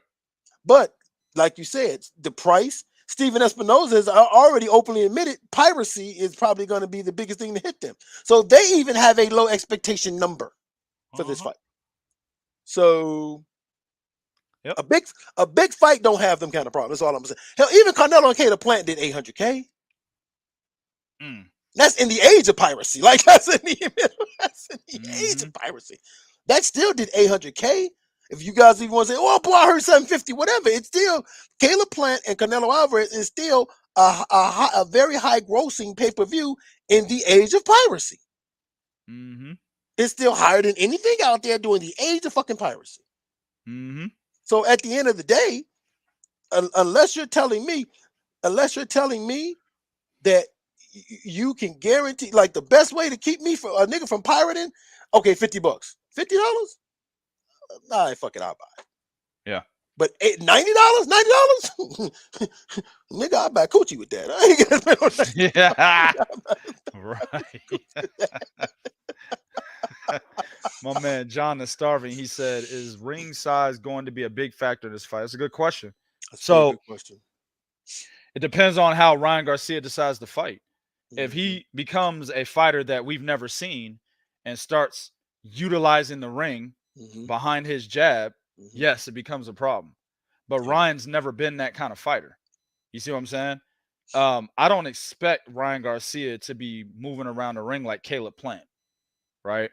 I expect Ryan Garcia to be backing up at times when Tank is being a little too aggressive, but I don't expect him to use the ring like that. So I don't think ring size is going to matter because it's not going to be a detriment to a fighter who doesn't utilize the ring in the first place. You see what I'm saying?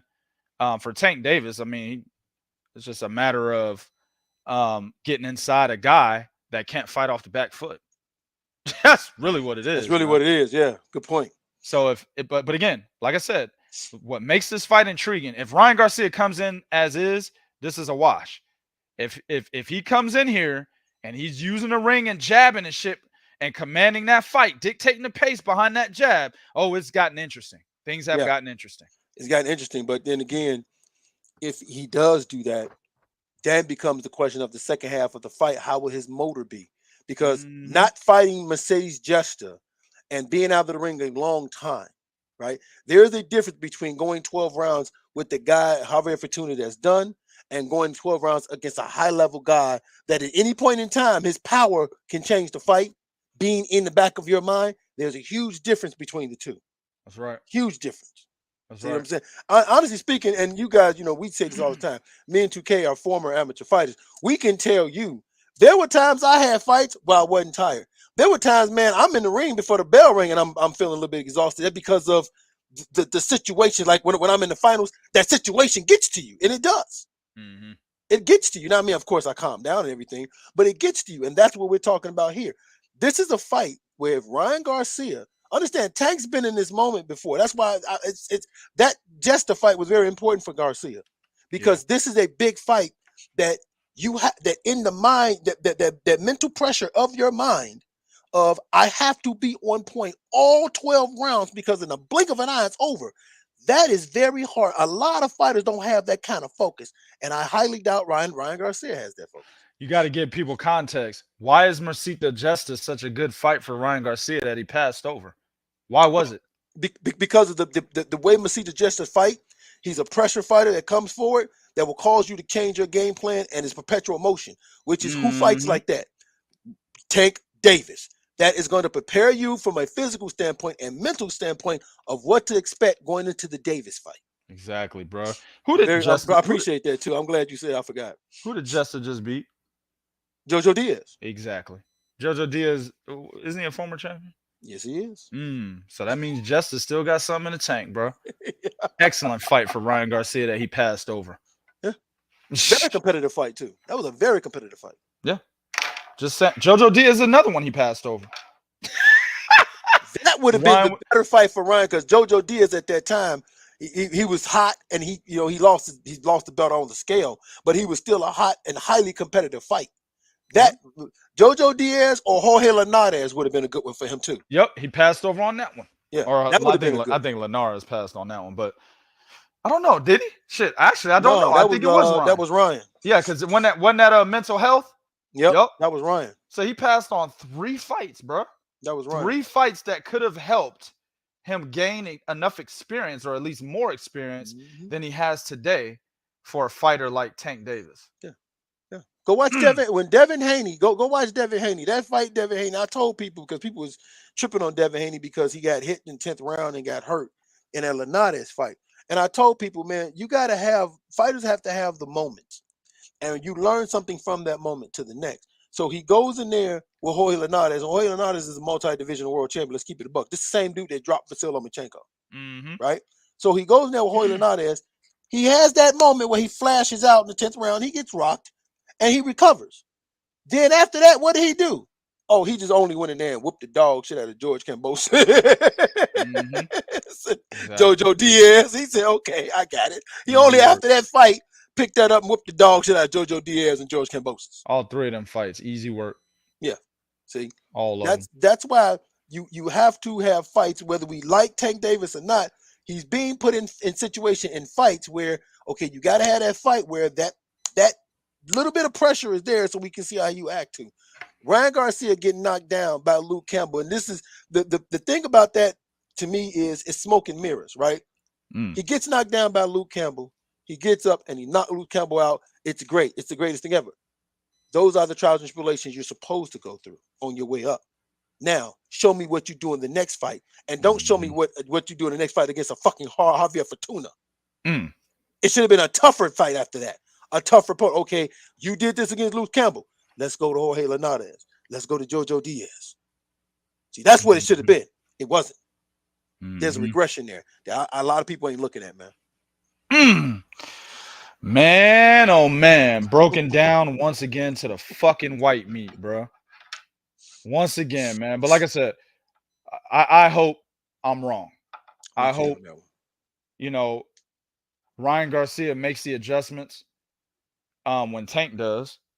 And this is a good fight all the way through. Right. But I just don't see it. Yeah, I got Tank in 6, by the way. Knockout by 6. Tank in 6? Yeah, I got him in 6. Yeah. Okay. I got 9, you got 6. That's a bet. My man Zoe, I don't know why the fuck he ain't in here. Yeah. I want my money. I want my money at the end of this shit, bro.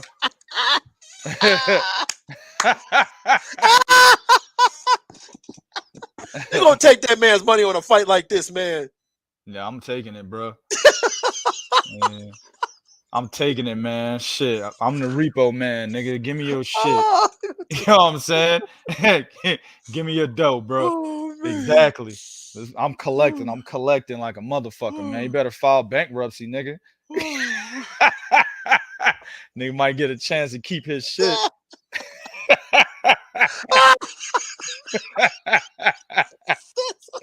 Trying to tell you, bro. But we will be coming back after tomorrow night's fights because it's gonna be a lot of shit to talk about. So we will be up late tomorrow night, one of them 1, 2 in the morning type of lives, man, where we talk about Tank, the aftermath of Tank Davis and Ryan Garcia. We're also going to talk about the aftermath of other fights like David Morrell and the UK fight, Joe Cordina and Shavkat Rakhimov. We're going to talk about all that, man. So be ready. Stay tuned for the next live that's going to happen Sunday morning, early Sunday morning, where we do those recaps, man. All right. Definitely appreciate everybody that came through.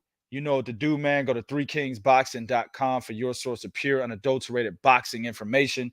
Hit us up on Twitter at 3kingsboxing, Instagram at 3kingsboxing, Facebook.com/3kingsboxing, man. Also, hit the subscribe button on this channel, man. Prodigy of Boxing Talk. Come back, listen to us Sunday morning as we recap these fights and I collect my fucking dough. You know what I'm saying? From these cats that want to put these bets on Ryan Garcia, I will be collecting my dough live. I'm knocking on doors. Give me my shit. Automatic, systematic. Hell yeah, man. Hell yeah. But definitely appreciate everybody in the chat, everybody that came through, everybody that listened. For those that didn't like it, get the fuck out of here. Get the fuck out of here. Why are you here? But until the next one, we out.